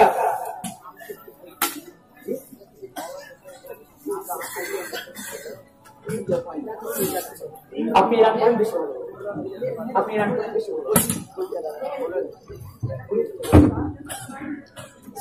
আসসালামু আলাইকুম। আমার জামাই নাসিরউদ্দিন ওরফে গুমানের একটা ছোট্ট বেটা ইমরান বলে ঘুরে পাচ্ছেন, আমার মা এখানে ব্যবসা শুনতে এসছে, তো কোনো দিকে যদি কাঁদে বা ঘুরে বেড়ায় কেউ জানলে এখানে স্টাফের কাছে পৌঁছে দেন। ইমরান গোয়ানির ছেলে ইমরান, এই 8-9 বছর হবে বয়স, কোনদিকে যদি কাঁদে ঘুরে বেড়ায় তারপরে স্টেজে পৌঁছে দেন। জি হ্যাঁ, অ্যানাউন্সমেন্ট করা হলো ঘুমানি চাবি, একসেট চাবি 3টে ছড়ানো একটা সেট আছে, কাউরি যদি হয় এখানে আছে, নিয়ে যাবেন। হ্যাঁ, তো ইমরান বলে ঘুমানির একটা ছোট বাচ্চা, কোথাও যদি কারোর কাছে থাকে বা আশেপাশে আপনি দেখতে পান এমন কাউকে একাই, তাহলে এখানে এসে তাকে উপস্থিত করে দেন, হাজির করে দেন। হ্যাঁ, আপনাকে একটা প্রশ্ন করতে চাই আজকে। প্রশ্ন কি? প্রশ্নটা হলে আপনি কি জানেন কি এক মুসলমানের আরেক মুসলমানের উপরে কয়টি হক আছে আপনি জানেন? আপনি যে একটা গ্রামে থাকেন, একটা গ্রামে আপনার এই মুসলিমনগরে প্রায় 1000টা বাড়ি আছে, প্রায় 5000টা মুসলমান আছে। এক মুসলমানের আরেক মুসলমানের কয়টি হক, কয়টি অধিকার আপনি জানেন? জানি না। যখন আমরা জানি না তার হক আদায় করবো কি করে? যখন আমরা হকই জানি না এক মুসলমানের আরেকটি মুসলমানের কয়টি হক, তাহলে হক আদায় করবো কি করে? ভাইচারা হবে কি করে? ভালোবাসা মহব্বত হবে কি করে? কোনটা দিক আপনাকে নিয়ে যায়? হকই জানি না। এক মুসলমানের আরেকটি মুসলমানের 6টি হক, 6টি হক। আমি হকের দিকে যাবো না, কারণ সময় পালিয়ে যাচ্ছে আর আপনারা বিরক্ত হয়তো করছেন, না করছে আর মানুষ নাই, আমি ভালো লাগছে না। 30 নম্বর পয়েন্টের দিকে আমি চলে আসবো। 30 নম্বর পয়েন্ট কি? ভালোবাসা সৃষ্টি করার, সমাজে এক মুসলমানকে আরেক মুসলমানের সাথে কি করে চলতে হবে? ভালোবাসা। মনে করেন কারোর সাথে সমাজে উঠতে বসতে লেনদেন চলাফেরা করতে গেলে কারোর সাথে ঝগড়া হওয়াটা বড় কথা নয়। ঝগড়া হয়ে যেতে পারে, উঠা বসা লেনদেন করতে গিয়ে একটা কথা হয়ে যেতে পারে। তো একটা কথা মনে করবেন, আমাদের এলাকায়, আমাদের সমাজে, আমাদের গ্রামে যখন কারোর সাথে ঝগড়া হয়ে যায়, তখন আমরা আমাদের মুখ থেকে প্রথম বাক্য বের করি কি? যতদিন বাঁচবো তোর সাথে কথা বলবো না, যতদিন বাঁচবো তোর সাথে কথা বলবো না। তাহলে আপনাকে মনে করে নিতে হবে হাদিসটি কোনটি হাদিস? আজকে আল্লাহ ক্ষমা করুক, আমি কতজন মুসলমানকে দেখেছি 1 মাস 2 মাস 3 মাস 1 বছর 2 বছর 4 বছর 4 বছর 5 বছর ধরে তার আপন ভাইয়ের সাথে কথা বলে নাই, আর ওই অবস্থায় তার মৃত্যু হয়ে গেছে। হাদিস মনে রাখেন, আজকে আপনি এক মুসলমানের সাথে অপর ভাইয়ের সাথে 4 মাস 5 মাস 15 দিন ধরে কথা বলে না, আল্লাহ রাসূল বলেছেন সেই মুসলিমের হাদিস, কোন মুসলমানের জন্য জায়েজ নয় যে 3 দিনের বেশি তার ভাইয়ের সাথে কথাবার্তা লেনদেন চলাফেরা বন্ধ করে দেবে। কয়দিন? 3 দিন। 3 দিনের বেশি আপনি আপনার ভাইয়ের সাথে কথাবার্তা লেনদেন চলাফেরা বন্ধ করতে পারেন না, তাহলে আপনি একজন মুসলিম হয়ে, আপনি একজন মুমিন হয়ে কি করে আপনার ভাইয়ের সাথে মাস ধরে 1 বছর 2 বছর 3 বছর 4 বছর ধরে আপনি কথাবার্তা বন্ধ করে দিতে পারেন? তাহলে মনে রাখবেন, আসলে আমি এই হাদিসটির একটি অংশ, একটি টুকরা দিয়ে আমি বলবো যে কারোর সাথে যে আপনার কথাবার্তা বন্ধ হয়ে থাকে, কারোর সাথে যে আপনার ঝগড়া হয়ে থাকে, সমাজে লেনদেন চলাফেরা যদি বন্ধ হয়ে থাকে, এই হাদিসের টুকরাটিকে আমি আপনাকে বুঝাবো কি করে আপনি তাকে আপনার আপন করে দিবেন, কি করে তার মধ্যে ভালোবাসা সৃষ্টি করে দিবেন। আসেন হাদিসটা দিয়ে লক্ষ্য রাখি। এই হাদিসটা একটি শব্দ হলো, আল্লাহ রাসূল বলছেন যখন কোনো 2 ভাইয়ের ঝগড়া হয় তখন কি করে? ইউরিদু হাদা ওয়া ইউরিদু হাদা, তাই যখন চলে একজনের মুখ এদিকে একজনের মুখ এদিকে। তারপর আল্লাহ রাসূল এই হাদিসের লাস্ট অংশটিকে বলেন খায়রুহুমাল্লাযী ইয়াবদাউ বিসসালাম ওয়া খায়রুহুমাল্লাযী ইয়াবদাউ বিসসালাম। ফর এক্সাম্পল, উদাহরণ সহকারে বলি, 2 ভাইয়ের সাথে আপনার ঝগড়া হয়ে গেছে, কারোর সাথে আপনার ঝগড়া হয়ে গেছে, আপনি করবেন কি? যখন তার সাথে সাক্ষাৎ হবে সর্বপ্রথম আপনি তাকে সালাম দিয়ে দিবেন। মৌলভী তানভীর আলমের সাথে ঝগড়া হয়েছে, কথাবার্তা বন্ধ, কথাবার্তা হয় না, কথাবার্তা বন্ধ, সব বন্ধ, লেনদেন চলাফেরা সব বন্ধ। রাস্তা দিয়ে যাচ্ছেন, দেখা হলো, তাকে সালাম দিলেন, ভাই আসসালামু আলাইকুম ওয়া রাহমাতুল্লাহ। সালাম দিলেন, আপনার ঝগড়া শেষ হয়ে যাবে, কথাবার্তা শুরু হয়ে যাবে। সালামের এত বড়, শুধু সালাম দিবেন। আশেপাশের লোক ঝগড়া লাগাতে চায়, ভালোবাসা মিলাতে কেউ চায় না, ঝগড়া লাগাতে সবাই চায়। তাহলে বুঝে রাখতে হবে, আপনাকে বলতে হবে, দেখ ভাই আমি তাকে এই জন্য সালাম দিলাম। আরেকটা কথা আমি আপনাকে বলি, কারোর সাথে আপনার ঝগড়া হয়ে গেছে, কিছু হয়ে গেছে, আপনি জালসা শুনে সকালবেলা উঠবেন, উঠার বেলা ফজরের নামাজ পড়ে চা খাওয়ার পরে সকালবেলা তার কাছে চলে যাবেন, তার সাথে আপনি কথা বলেন না, যে আপনার দুশমন আপনাকে দেখতে পারেন, আপনাকে দেখতে পারেন না, আল্লাহর সঙ্গে রাজি করার জন্য আপনি তার বাড়িতে চলে যাবেন, সালাম করে তার পাশে বসে যাবেন, বসে যাওয়ার পরে বলবেন, ভাই দেখো তুমিও মানুষ আমিও মানুষ, তুমিও এক সমাজে থাকো আমিও এক সমাজে থাকি, তোমার একটু রক্ত গরম হয়েছিল আমারও রক্ত গরম হয়েছে, ভাই একটু হাতাহাতি হয়ে গেছে, একটু ঝগড়া হয়ে গেছে, মারামারি হয়ে গেছে, ভাই এগুলো বন্ধ করে দাও, কয়দিন বাঁচবো, মৃত্যুর তো কোনো গ্যারান্টি নাই, হয়তো কালকে মরে যেতে পারো, আমিও মরে যেতে পারি। ঝগড়াঝাটি করে লাভ নাই ভাই, আসুন আমরা এক অপরকে ক্ষমা করে দিই। আপনি কার বাড়িতে যান, দেখবেন ও আপনাকে ক্ষমা করে দিবে, সালাম করে ক্ষমা করে দেবো আপনাকে। আর আপনাকে যদি কেউ বলে তুই কেন গেলি, কেন ঝগড়া শেষ করলি, কেন সালাম করলি, তখন আপনি বলবেন যে আমি এই জন্য সালাম করলাম, আল্লাহ রাসূল বলেছেন আল্লাযী খায়রুহুম আল্লাযী ইয়াবদাউ বিসসালাম, যে বান্দা যে ভাই প্রথমে সালাম করলো, সালাম দেওয়াতে ইবতিদা করলো, সে তার চেয়ে উত্তম, তার চেয়ে উত্তম, তার চেয়ে অত্যুত্তম। এই বলে আমি 3টি পয়েন্ট আপনাদের সামনে রাখলাম। আমি প্রায় 2 ঘন্টা ধরে, আমার 2 ঘন্টা হয়ে গেল। হ্যাঁ, তো 2 ঘন্টার মধ্যে আমি আপনাকে এটা বোঝাতে চাইলাম একজন মুসলমানকে সমাজের মধ্যে কেমন থাকতে হবে। আপনি নামাজ পড়েন, রোজা রাখেন, আল্লাহর ইবাদত করেন, ঠিক আছে, আলহামদুলিল্লাহ, করতে হবে, আমাদের কর্তব্য। তেমনই আমাদের কর্তব্য আমরা আমাদের এলাকায়, আমরা আমাদের সমাজে এমন ভাবে জীবনযাপন করবো যাতে করে আমাদের কথা, আমাদের ব্যবহারে, আমার মুখের ভাষাতে অন্য কোনো ভাই যেন কষ্ট না পায়। আল্লাহ রাসূল আমাদেরকে যেভাবে শিক্ষা দিয়েছিলেন সেভাবে আমরা জীবনযাপন করবো। পরিশেষে আল্লাহ তাবারাক ওয়া তাআলা আলামিন তুমি আমাদের সকলকে এক অপরের সাথে ভালোবাসার সাথে জীবনযাপন করার তৌফিক দান করো। এলহাল আলামিন তুমি আমাদের এক অপরের সহযোগিতা করার তৌফিক দান করো। এলহাল আলামিন যেভাবে সাহাবায়ে কিরামরা আপসের মধ্যে ভালোবাসার সাথে জীবনযাপন করছিল, সেভাবে তুমি আমাদেরও জীবনযাপন করার তৌফিক দান করো। সকলে বলুন আল্লাহুম্মা আমিন।